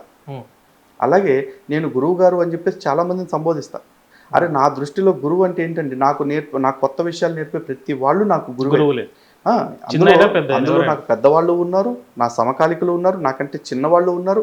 అరే ఒక పనికిరాని వస్తువు నుంచి కూడా నేను ఒక విషయం నేర్చుకుంటానండి. నా రూమ్లో ఒక చీపురు కట్టు ఉందనుకోండి, నాకు చీపురు కట్టు నుంచి కూడా నేను నేర్చుకుంటాను. అది మొత్తం శుభ్రం చేస్తుంది. అరే నీ రూమ్ మొత్తం శుభ్రం చేయడానికి నేనే కారణం అని చెప్పేసి చీపురు కట్టకి బలుపు వచ్చింది అనుకోండి, నేనేం చేయలేను. ఆ చీపురు కట్ట కూడా నాకు నేర్పుతుంది, నీ పని నువ్వు చేసి నీ పక్కన నువ్వు కూర్చోరా బాబు వెళ్ళిపోయి అని చెప్పేసి. నాకు ఆ చీపురు కూడా ఒక గురువే. ఇప్పుడు ఏం చేయమంటాడు అవుతాడు. అయితే ఆడికి దమ్మున్నప్పుడు, చిత్తశుద్ధి ఉన్నప్పుడు, ఆడికి నిజంగా పబ్లిసిటీ పెచ్చగాకుండా సత్య నిరూపణే వాడి టార్గెట్ అనుకున్నప్పుడు నేను ఎవరితో అయినా కూర్చుంటా అని చెప్పాలి. నేను విజయ్ కుమార్తో కాదు, ఒక్కొక్కతో కూర్చుంటా డిబేట్ చేస్తానికి వస్తే కనుక ఈ టాపిక్ మీద. ఎందుకంటే నాకు కాన్సన్ట్రేషన్ అంతా దేని మీద ఉంటుంది, సత్యాన్ని నిరూపించడం మీదే ఉంటుంది. నాకు అక్కడ విజయ్ కుమార్ గారు ఉంటే బొగడాగడి ఇంకెవడు ఉంటే నాకేంటి. ఆయన దమ్ముంటే అక్కడ రమ్మనండి అట్లా. సార్ ఒక్క నిమిషం, ఆయన అన్న మాటలు ఇంకో విషయం చెప్పాలి మీకు. హిందూ ధర్మాన్ని అడ్డం పెట్టుకొని జీవనభృతి పొందుతున్నారు. ఓకే, లేదంటే మీకు జీవనభృతి లేదంటారు. ఓకే, కాబట్టి నాకు చెప్తానండి, నాకు 2020 వరకు కూడా నాకు ప్రింటింగ్ ప్రెస్ ఉంది. నా ప్రింటింగ్ ప్రెస్ మీద నేను బ్రతికాను. 2020 కోవిడ్ తర్వాత ప్రింటింగ్ ప్రెస్ కొంచెం కాంప్లికేషన్స్ వచ్చినాయి నాకు. అది కూడా నేను చెప్తున్నా, నేను ప్రింటింగ్ ప్రెస్ తీసేయడానికి ఆర్థిక ఇబ్బందులు కారణం కాదు, నా వృత్తికి ప్రవృత్తికి సెట్ అవ్వట్లేదు కాబట్టి. ఎందుకంటే నాకు అక్కడ బైండర్లు లేకపోతే చిన్న చిన్న లేబర్ వర్కులు చేసే వాళ్ళు అందరూ కూడా హిందువులు పనులు దొరకట్లా నాకు, అన్ని మతస్థులు దొరుకుతున్నారు. ఇప్పుడు ఆడు నా దగ్గర పనిచేస్తున్నప్పుడు అరే నేను ఈ మతం గురించి తిడితే ఈ నా వర్క్ చెడగొడతాడేమో, ఎందుకంటే ఆడికి వచ్చేది రోజుకి 500, కానీ ఆడు వర్క్ చెడగొడితే నాకు దగ్గర 60-70 వేలు లాస్ వస్తుంది ఆ వర్క్లో. నేను ఆడి వల్ల ఇప్పుడు ఆడిని మెప్పించడం కోసం నేను నా పని పక్కన పెట్టలేను. అలా అని చెప్పేసి తమ్ముడు బామ్మర్ది అని చెప్పేసి నేను ఆడితో వరుసలు కలిపి మాట్లాడలేను. అర్థమైందా? ఆడికి నా అవసరం ఎంత ఉందో నాకు ఆడి అవసరం అంతే ఉంది. అవసరం అనే ఒక బ్యారియర్ ఉండబట్టి నేను వాడిని మెప్పించాల్సి వస్తుంది. అందుకని చెప్పి నేను కట్ చేసేసుకున్నా. ఈ రోజు నాకు వ్యవసాయం ఉంది. నాకు మా నాన్న ఏ లోటు లేదు. మా నాన్న 17 సంవత్సరాలు మిలిటరీకి సర్వ్ చేశారు. ఆ తర్వాత లైఫ్ ఇన్సూరెన్స్ కార్పొరేషన్ ఆఫ్ ఇండియాలో జాబ్ చేశారు. 2 గవర్నమెంట్ జాబులు చేసిన వ్యక్తి. స్టిల్ మా అమ్మ ఇప్పటికీ పెన్షనర్. నాకు ఆస్తుల పరంగా కూడా నాకు ఏ లోటు లేదు. నేను ఆవిడ కోసం వృత్తి మీద బతకాలి. ఇప్పుడు విజయ్ కుమార్ గారు చెప్పాడు ఒకసారి గతంలో, మీరు చూడండి, ఆ ముండ గుడిసెల్లో పుట్టాను గుడిసెల్లో పెరిగానని చెప్పేసి చెప్పాడు. ఆడు బతకటానికి నానా యాసాలు వేసానని చెప్పి ఆడే చెప్పాడు. కాసేపు సూట్లు కుట్టానన్నాడు, బట్టలు కుట్టానన్నాడు, కాసేపు ఇంకేదో తెపాల పనులు చేశానన్నాడు, కరాటే మాస్టర్ గా చేశానని చెప్పేసి అన్నాడు. ఎన్నో చెప్పుకొచ్చాడు. ఇవన్నీ చెప్పి అన్ని మానేసి చివరికి నేను దైవ సేవకుడిగా మారాను, ఈ గ్రంథంలో ఉన్న సత్యాన్ని చూసి అని చెప్పేసి అంటున్నాడు. ఇప్పుడు ఆ గ్రంథాన్ని ప్రచారం చేసుకుంటూ దశంభాగాలు దొబ్బి తింటం కాకుండా ఆడు చేస్తున్న ఉద్యోగం, వ్యాపారము, ఇంకేదైనా ఉపాధి కార్యక్రమం ఏదైనా ఉందేమో వాడిని నిరూపించమనండి. నా ఐటీ రిటర్న్స్ నేను తీసుకొస్తా, వాడు ఐటీ రిటర్న్స్ వాడిని తీసుకురమ్మని చెప్పండి. నా సోర్స్ ఆఫ్ ఇన్కమ్ నేను తీసుకొస్తా, వాడి సోర్స్ ఆఫ్ ఇన్కమ్ వాడిని తీసుకురమ్మని చెప్పండి. ఎందుకు ఈ పకీర్ మాటలు మాట్లాడతాడు బేకార్ ముఖం వేసుకున్నాడికి? అడుగు తినే ప్రతి యాదవ్కి ఏదో ఫ్యాషన్ అయిపోయింది, హిందూ సంఘాలని డబ్బులు సంపాదిస్తున్నారంటావు. అరే నువ్వు పాస్టర్గా బతుకుతూ నువ్వు చర్చిలు కట్టుకుంటావు, బిల్డింగులు కట్టుకుంటావు, బొలేరోలు కొనుక్కుంటావు, అన్ని చేసుకుంటావు. ఒక హిందువు కొంచెం మంచిగా గొడ్డలు వేసుకుని మంచి కారులో తిరిగితే మాత్రం నీ కడుపు మంట. అంటే హిందూ సంఘాలు అంటే ఏంటి? ఇప్పుడు గుక్క పకీర్లాగా కూర్చుని అయ్యా బాబు అని చేతుల్లో చెప్పట్టు కూర్చుంటే వీడు ధర్మరక్షకుడా? హిందూ సంఘాలలో కొంచెం గ్రాండ్గా కనపడితే వాడు అవినీతి చేసినట్ట. ఓకే, అవినీతి అని చెప్పి అంటున్నాడు కదా.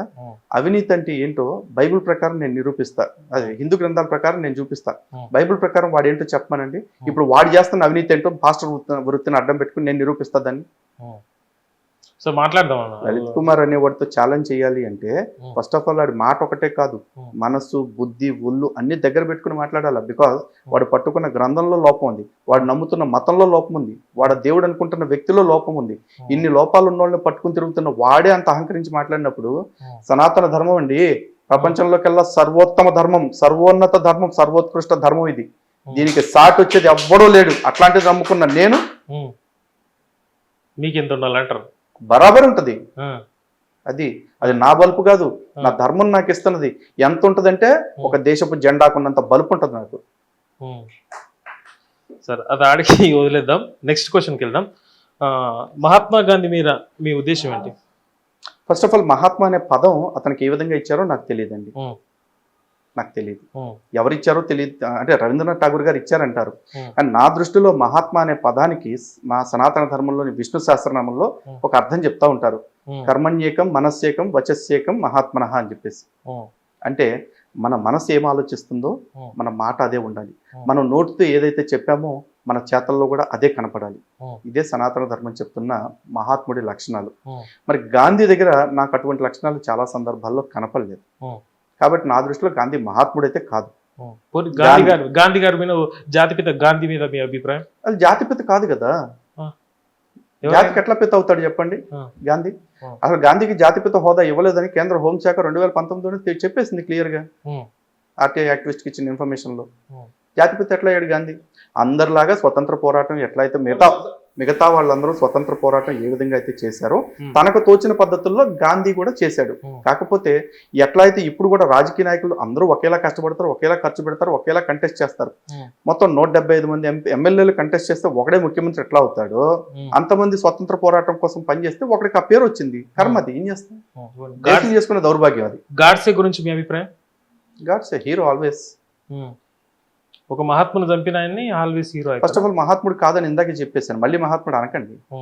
కాదు, మా గవర్నమెంట్ ఆఫీసులలో ఎక్కడ చూసిన మహాత్మా గాంధీ అని రాసుకుని ఉంటారు కదా, పెట్టుకుంటున్నారు. చెప్తున్నా కదా, 75 ఏళ్ల నుంచి మనకు అంటించిన సెక్యులరిజం అనే పెద్ద జబ్బు మనకిచ్చిన అనేక సైడ్ ఎఫెక్ట్స్ లో గాంధీ ఒకటి.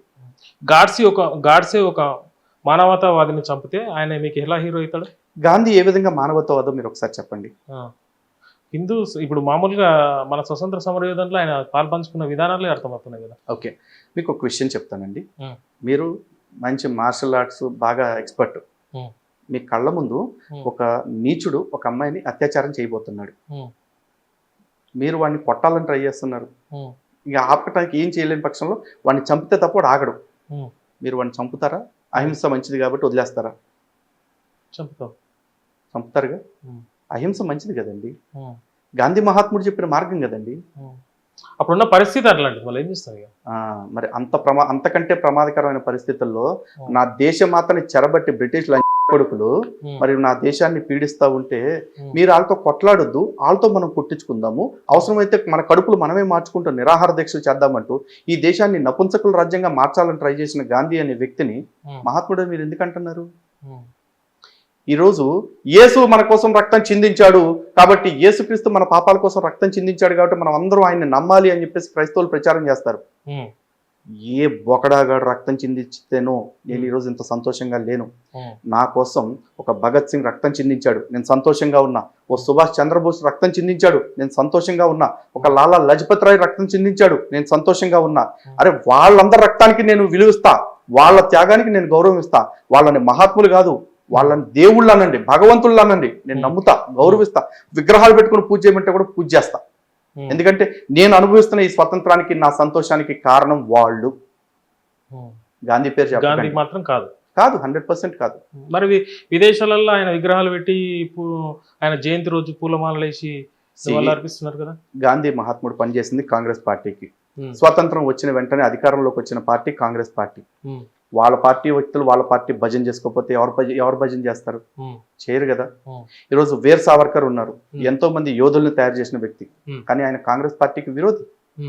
హిందూ మహాసభ అనే పార్టీ ద్వారా పనిచేశారు. కాంగ్రెస్ పార్టీ అధికారంలోకి వచ్చిన తర్వాత హిందూ మహాసభ పార్టీ నాయకుడిని తీసుకొచ్చి ఇతని వల్లే మనకి స్వతంత్రం వచ్చింది, ఎంతో మంది స్వతంత్ర వీరులు తయారయ్యారని చెప్పుద్దని ఎక్స్పెక్ట్ చేస్తున్నారా మీరు? యూ థింక్ కాంగ్రెస్ అంత లిబరల్ గా ఉంటుందని? లేదు. రైట్. మీరు ఇంకొక మాట, ఇప్పుడు ఆర్ఎస్ఎస్ ఉంది కదా, తెలుసుగా మీకు, రాష్ట్రీయ స్వయం సేవక్ కదా. స్వాతంత్రం వచ్చినాక తర్వాత 55 సంవత్సరాలు అసలు జెండా పండుగ చేయలేదు, తెలుసా మీకు? ఎందుకు చేయలేదు? మేబీ వాళ్ళ రీజన్స్ వాళ్ళకు ఉండొచ్చు. నాకైతే ఎందుకు చేయలేదు అనే దానికి నా దగ్గర అయితే పెద్ద రీజన్ లేదు. కానీ నేను చెప్తున్నాను, ఈ రోజుకు కూడా నాకు కోరిక ఉంది. భారతదేశపు జెండాగా ఉండదగిన యోగ్యత ముమ్మాటికి కూడా భగవద్ధ్వజానికి ఉంది, ధర్మధ్వజానికే ఉంది, కాషాయం. ఎందుకంటే ఈ దేశాన్ని మతాల పరంగా 3 ముక్కలుగా విడగొట్టి క్రైస్తవులకు ఒక ముక్క, హిందువులకు ఒక ముక్క, లేదా ముస్లింలకు ఒక ముక్క, మిగతా వాళ్ళందరికీ ధర్మచక్రం అని చెప్పేసి ఇంకో మతానికి, ఇలా మతాల వారీగా విడగొట్టే జెండా కాదు నాకు కావాల్సింది. కాషాయాన్ని ఒక మాట చెప్తారు, కాషాయం దేనికి గుర్తు అంటే త్యాగానికి గుర్తు. ఈ దేశానికి స్వతంత్రం వచ్చిన దానికి కారణం అనేక మంది ప్రాణాల త్యాగం వల్ల వచ్చింది. మరి అలాంటి త్యాగదనులందరినీ గుర్తు పెట్టుకోవాలి అంటే ఆ త్యాగాల్ని గుర్తు చేసే ఒక సింబల్ ఉండాలండి నాకు. నేను ఆ జెండా కోసం ఎదురు చూస్తూ ఉంటాను. జాతీయ జెండా ముఖ్యమా మీకు? లేదండి. జాతీయ జెండాకుంటే కాషాయ జెండానే ఎక్కువ ముఖ్యం. అరే కాషాయ జెండానే జాతీయ జెండాగా ప్రకటించాలని కదా నా కోరిక. ఉమ్, ఈ రోజున ప్రజాస్వామ్య దేశంలో ప్రతి ఒక్కరికి ఒక్కొక్క కోరిక ఉంది. ఉమ్, చివరికి కొంతమందికి ఈ దేశాన్ని ముక్కలు చేసి పంచుకోవాలనే కోరిక కూడా ఉంది. ఉమ్, అలాంటిది నాకు నా జెండా నాకు ఇప్పుడు ఉన్నదానికంటే ఇంకా ఉన్నతంగా ఉండాలని కోరుకునే స్వేచ్ఛ నాకు ఉండదా మరి? ఉంటది. ఆ స్వేచ్ఛ ప్రకారం చెప్తున్నా, నాకు కాషాయ ధ్వజమే నా దేశానికి జెండాగా ఉండాలి. నిండు పార్లమెంట్ లో అసదుద్దీన్ ఓవైసీ ఉమ్. జై పాలస్తీన్ ఉమ్. అన్నాడు. దీని ఏ విధంగా చూస్తారు? అదే ఈ రోజున జై భారత్ మాత అనమంటే ఒకసారి ఉమ్. మేము అల్లాకి తప్ప సృష్టిలో ఎవరికి సలాం కొట్టం అని చెప్పేసి అన్నాడు. జెండా కూడా కొట్టరు వాళ్ళు. జెండాకి కూడా కొట్టను అన్నాడు. ఉమ్, అలాంటిది పాలస్తీనాకి జై కొట్టడానికి నోరెలా వచ్చింది? ఉమ్, అది భారతదేశ సార్వభౌమాధికారానికి కేంద్ర స్థానమైన పార్లమెంట్ లో నిలబడి ఉమ్, మరి అంత నీచంగా మాట్లాడిన నీచుడి మీద చర్యలు తీసుకోవటానికి కూడా ఇంకా మీనమేషాలు లెక్క పెడుతున్నాం మనం అంటే. మంచి లైన్కి వచ్చారనా? ఉమ్. మీరు బీజేపీ పార్టీకి అనుకూలమైన, ఆర్ఎస్ఎస్ అంటే బీజేపీకి అనుకూలమైన సంస్థనే కదా? కాదండి. ఎందుకు కాదండి? ఎలా అన్నారు చెప్పండి. మోహన్ భగవత్ చెప్పిన మాటనే బీజేపీ ఉంటుందని ఒక ఉంది కదా, బట్ వాదన ఉంది కదా. వాదనలు 100 ఉంటాయండి, ఆ, వాస్తవాలు ఏంటి? ఆ, మోహన్ భగవత్ గారు ఒకవేళ మీరు అన్నట్టు సూపర్ ప్రైమ్ మినిస్టర్ కింద మీరు భావిస్తే ఉమ్, అది మీ వ్యక్తిగత అభిప్రాయం కింద తీసుకుంటాను నేను. ఉమ్, ఈరోజు నేను ఒక హిందూగా చెప్తున్నా, ఉమ్, నేను భారతీయ జనతా పార్టీ కాదు. ఉమ్. ఉన్న పార్టీల్లో ఏది బెటర్ అంటే కొంతవరకు భారతీయ జనతా పార్టీ బెటర్ అంటాను నేను. ఉమ్, కానీ నా మనసులో ఉన్న ఒరిజినల్ కోరిక ఏంటి నేను చెప్పమంటారా? ఉమ్, ఈ రోజున అధికారంలో ఏ విధంగా అయితే భారతీయ జనతా పార్టీ ఉందో ఉమ్, అలాగే ప్రతిపక్షంలో కూడా భారతీయ జనతా పార్టీతో సమానమైన లేదంటే అంతకు మించిన హిందుత్వాన్ని వినిపించగలిగే పార్టీలే ఉండాలి. ఏదో ఒక రోజు భారతదేశానికి అటువంటి ఒక రాజకీయ పరిస్థితి కావాలి. అంటే ఇంతకాలం కాంగ్రెస్ పార్టీ ఉంది, సచార్ కమిటీ అనే ఒక కమిటీ ముస్లింలకి బంగారం ముద్దలు చేసి పెట్టండి అని ఇంచుమించుగా చెప్తే ఎబ్బెబ్బెబ్బెబ్బె ఇది కాదు, ముస్లింలకి ఇంకా ఎక్కువ చేయడానికి ఇంకేం చేయాలో చెప్పండి అని చెప్పేసి అంది. ఉమ్, మరి అలాంటిది హిందువులకి 75 ఏళ్ల నుంచి అన్యాయమే జరుగుతూ ఉంది. ఉమ్, ఆ అన్యాయం 75 ఏళ్ళు అన్యాయం తీరాలి అంటే ఈ రోజు Hmm. నిజంగా భారతీయ జనతా పార్టీ హిందువులకి బంగారం ముద్దలు కలిపి పెడతా ఉంటే ఇంకొక పార్టీ వచ్చి ఉమ్, హిందువులకి బంగారం ముద్దలు మాత్రమే కాదు మధ్య మధ్యలో 2-3 వజ్రాలు కూడా కలిపి పెట్టాలరా బాబు, వాళ్ళు దే డిజర్వ్ ఇట్ అని చెప్పేసి చెప్పగలిగే ఒక పార్టీ కావాలి మాకు. ఉమ్, మేము అలాగే ఉన్నాం. ఉమ్, మేము ఒకే రాజకీయ పార్టీ ఉండాలి అని చెప్పేసి అనుకోవట్లే. ఇక్కడ చాలా మంది హిందువులు కూడా అంటా ఉంటారు, ఉమ్, అన్న ఇంకో రాజకీయ పార్టీ వస్తే హిందువుల ఓట్లు చీలిపోతాయి కదా అని చెప్పేసి. ఉమ్, ఉమ్, ఏమీ చెలవండి. ఈ రోజున సెక్యులర్ పార్టీ ఓటు బ్యాంక్ ని 200 పార్టీలు పంచుకుంటుంది. Hmm. అసలు 2 పార్టీలు హిందుత్వం కోసం ఉండటం వల్ల వచ్చే నష్టం ఏం లేదు. ఏం లేదు.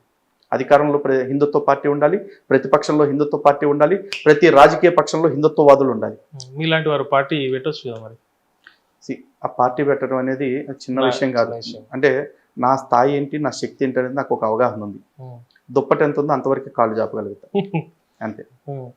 ఇంకొకటి, ఒకవేళ అసదుద్దీన్ ఓవైసీ మాట్లాడింది క్రైమే అయితే మళ్ళీ ఎందుకు వాళ్ళు మీద యాక్షన్ తీసుకోవాలి? 100% అసదుద్దీన్ ఓవైసీ మాట్లాడింది క్రైమ్ అండి. ఎందుకంటే ప్రమాణ స్వీకారం చేసేటప్పుడే అన్నిటితో పాటు నేను భారతదేశం యొక్క సార్వభౌమాధికారాన్ని కాపాడటానికి ప్రయత్నిస్తానని కూడా చెప్తారు. మరి ఇక్కడ నువ్వు పాలస్తీనాకి సలాం కొడుతూ భారతదేశ సార్వభౌమాధికారాన్ని ఏ విధంగా కాపాడుతావు? ఎక్కడైనా భారతదేశం మేము ఇజ్రాయెల్ వైపు కాదు పాలస్తీనా వైపు ఉన్నాము అని చెప్పి స్టాండ్ ఇచ్చిందా? అలా చెప్పుంటే ఓకే, మన ప్రభుత్వమే పాలస్తీనా స్టాండ్ తీసుకుంది కాబట్టి నేను పాలస్తీనాకి సంఘీభావంగా మాట్లాడానని చెప్పుండొచ్చు. అట్లాంటి ప్రకటన అనేది కేంద్ర ప్రభుత్వం చేయలేదే. కనీసం ఏ ఒక్క రాష్ట్ర ప్రభుత్వం కూడా అసెంబ్లీ ద్వారా తీర్మానం చేయలేదే. మరి పోరంబోకు మాటలు ఎక్కడి నుంచి వచ్చేవాడికి? వాళ్ళకు ఆ మాట ఎందుకు అనాల్సి వచ్చిందని నేను వేరే వాళ్ళని అడిగానండి. ఏం లేదు, ఒకటే రీజన్ అండి, మతం. లేదు, పాలస్తీనా భూభాగాన్ని ఇజ్రాయెల్ వాళ్ళు ఆక్రమిస్తున్నారంట. అంటే పాలస్తీనా కోసం అపోజ్ చేయడానికి జై పాలస్తీనా అని అన్నాడు. అసలు చరిత్రలో ఒక మాట మాట్లాడుకుందాం, యూదా మతం ముందొచ్చిందా ఇస్లాం మతం ముందొచ్చిందా? యూదా మతం ముందొచ్చింది. యూదా మతం వచ్చిన తర్వాత కొన్ని వందల సంవత్సరాలకి క్రైస్తవ మతం వచ్చింది. క్రైస్తవ్యం వచ్చిన కొన్ని వందల సంవత్సరాల తర్వాత ఇస్లాం మతం వచ్చింది. మరి ముస్లింల భూభాగాన్ని యూదులు ఆక్రమించుకున్నారనే వాదన ఏ పార్టీ కరెక్ట్ అండి? అది యూదులందరినీ చెదరగొట్టేశారు. మళ్ళీ తర్వాత కొద్ది కాలానికి వాళ్ళు సమీకృతం అయిపోయి వాళ్ళకి కేటాయించబడ్డ భూమి ఏదైతే ఉందో ఆ భూభాగానికి వాళ్ళు చేరుకున్నారు. వాళ్ళ భూభాగాన్ని నుంచి వాళ్ళని తరిమి కొట్టేసినంత మాత్రం తిరిగి వాళ్ళ భూమికి వాళ్ళు రాకూడదని లేదుగా. ఆ భూమి వాళ్ళ హక్కుభుక్తం, ఇజ్రాయెల్కి వాళ్ళు అనుభవిస్తున్నారు. దాన్ని ఆక్రమించాలని చూస్తుంది ఎవరు? అయినా ప్రపంచంలో ముస్లింలకి ఇంత పెద్ద దేశాలు ఉన్నాయి కదా, ఇన్ని రాజ్యాలు ఉన్నాయి, ఆల్మోస్ట్ 60 దేశాలు ఉన్నాయి. అయినా కూడా ఇప్పుడు బంగ్లాదేశ్ నుంచి బర్మా నుంచి రోహింగ్యాలని తరిమేస్తే వాళ్ళు పక్కనే ఉన్న బంగ్లాదేశ్కి పోలేదు ఏంటంటే భారతదేశానికి ఎందుకు వచ్చారు? ఎందుకంటే ఏ ముస్లిం కూడా కష్టం వస్తే సాటి ముస్లిం దేశానికి పోడు, పక్కన దేశాలకే పోతారు. ఎందుకంటే వాళ్ళ టార్గెట్ వాళ్ళ కష్టం తెచ్చుకోవటం కాదు, ఆ కష్టం ముసుగులో పక్క దేశాలను కూడా ఆక్రమించి వాటిని కూడా ఇస్లామిక్ రాజ్యాలుగా మార్చడం అనేది వాళ్ళ లక్ష్యం. అందుకే చూడండి ఈ రోజున పోన్లే పాపం అని వాళ్ళకి ఆశ్రయం ఇచ్చిన ఫ్రాన్స్ కావచ్చు, స్పెయిన్ కావచ్చు, జర్మనీ కావచ్చు, యూరోపియన్ కంట్రీస్ చాలా కంట్రీస్ ఎంత ఇబ్బందులు పడుతున్నాయి చూడండి. ఫ్రాన్స్ లో అయితే నానా రకాల రచ్చ నడుస్తూ ఉంది, వాళ్ళకి మానసిక ప్రశాంతత పోయింది. ఇక బ్రిటన్ లో అయితే కనుక కొన్ని సంస్థల వాళ్ళు, ముస్లిం సంస్థల వాళ్ళు బ్రిటిష్ రాణికి అల్టిమేటం ఇచ్చారు, మీరు మతం మార్చుకోకపోతే తొందరలోనే మేము చంపేస్తామని చెప్పేసి. బ్రిటిష్ రాణికే మరి అల్టిమేటం ఇచ్చారు. అరే ఇస్లాం అంటేనే ఈ రోజున మానవత్వానికి ఒక థ్రెట్ అన్న కోణం ప్రజల్లోకి వచ్చేస్తుందండి. రైట్. ఇంకొకటి ఎంఐఎం పార్టీ ఉంది కదా, అది ఇండైరెక్ట్ గా బీజేపీకి సపోర్ట్ చేస్తుంది అన్నమాట ఉంది. దీని ఏ విధంగా చూస్తారు? నిజంగా చెప్తున్నాగా, ఎంఐఎం అనే పార్టీ ఎక్కడ పోటీ చేసినా కూడా అది ముస్లిం ఓట్లు క్యాప్చర్ చేసుకుంటది కదా. ఆ ముస్లిం ఓట్లు క్యాప్చర్ చేసుకుంటుంది అనుకున్నప్పుడు ఎంఐఎం పార్టీ ఎక్కడ పోటీ చేస్తుందంటే కాంగ్రెస్ పార్టీకి ముస్లిం ఓట్లు వస్తాయి. ప్రాబ్లం ఏంటి, కాంగ్రెస్ పార్టీ కావచ్చు, సమాజ్వాదీ పార్టీ కావచ్చు, ఎన్సీపీ కావచ్చు, తృణమూల్ కాంగ్రెస్ కావచ్చు, కమ్యూనిస్ట్ పార్టీలు కావచ్చు, వీళ్ళందరూ కూడా ముస్లింల సంకనాకటమే పరమావధిగా పెట్టుకున్న పార్టీలు. వాళ్ళు ఎందుకు పెట్టుకుంటున్నారు, ముస్లిం ఓట్స్ అన్ని మా వైపు తిప్పుకోవాలి అని చెప్పేసి. సరే నీ పార్టీకి నువ్వు ఎట్లయితే ముస్లిం ఓట్లు పడాలని కోరుకుంటున్నావో, నేను ముస్లింల కోసమే పనిచేస్తున్నాను అనుకుంటున్న వ్యక్తి కూడా నా ముస్లిం జనాభా ఎక్కువ ఉండే చోట నేను పోటీ చేస్తాను అనుకుంటున్నాడు. అది వాళ్ళ పార్టీ స్టాండ్, ఇది నీ పార్టీ స్టాండ్. అలాగే బీజేపీకి ఒక స్టాండ్ ఉంది, ఆ స్టాండ్ ప్రకారం బీజేపీ కూడా పోటీ చేస్తుంది. మీరు కొట్టుకుని మీరు ఓట్లు చేర్చుకుంటారంటే అఫ్ కోర్స్ బీజేపీ లాభపడుతుంది. కానీ బీజేపీ లాభపడుతుంది కాబట్టి ఎంఐఎం వాళ్ళు బీజేపీకి అమ్ముడు పోయారు అంటే ఆ వాదనకు అర్థమే లేదండి. ఎందుకంటే రాజకీయ పార్టీలు 100 ఉన్నాయి. ఈ రోజున హిందుత్వ పేరుతో కొంతమంది పోటీ చేస్తున్న వాళ్ళు ఉన్నారు. యువతులసి పార్టీ అని ఒక పార్టీ ఉంది, అలాగే ఇంకొన్ని పార్టీలు పనిచేస్తున్నాయి. అవన్నీ పనిచేస్తా ఉంటే వీళ్ళందరూ ఎంఐఎం కమ్ముడు పోయారు, హిందూ ఓట్లు చేల్చాలని వచ్చారు అనుకుంటున్నారా? అనుకుంటారు కదా, దేశంతో అట్లే అనుకునే వాళ్ళు అనుకుంటున్నారు. కానీ వాళ్ళు ఏ పార్టీ ఇంపాక్ట్ చూపించగలుగుతున్నారు? చూపించలేరు కానీ అనుకుంటారు. ఒక ఫ్యాక్ట్ కాదు కదా. ఎందుకంటే బీజేపీ లాంటి పార్టీని గెలవాలి అంటే బీజేపీతో సమానమైన స్థాయిలో నిలబడగలిగే పార్టీని నిలబెడతారు. అంతేగాని ఊరికే రోడ్ రోలర్స్ కూర్చున్నంత మాత్రాన ప్రతి పార్టీని నిలబెట్టేసి ఈ పార్టీ బీజేపీకి పోటీ అనేంత ప్రొజెక్షన్ ఇవ్వరు. అలాగే ఎంఐఎం విషయంలో కూడా చూసుకుంటే ఎంఐఎం పోటీ చేస్తే కాంగ్రెస్ కి మిగతా సెక్యులర్ పార్టీలకి పిడిపడుతుంది. ఎందుకంటే మిగతా వాళ్ళు అందరూ కలిపి ఈ 14% ఉన్న ముస్లిం ఓట్ల కోసం 25 మంది కొట్టుకు చేస్తున్నారు. అలా ఒక్కడికన్నా ఇప్పటికన్నా బుద్ధి వచ్చి అరే మనం ఎమ్మట పడాల్సింది 14% కోసం కాదు, 80% ఎవడైతే ఉన్నాడో వాళ్ళ ఓట్ల కోసం పడాలని చెప్పి ఆలోచన వచ్చి హిందువులకి వత్తాసు పలకటం కానీ లేకపోతే హిందువులకు వంత పట్టడానికి కానీ ఒక్కడన్నా ముందుకు వస్తాడా?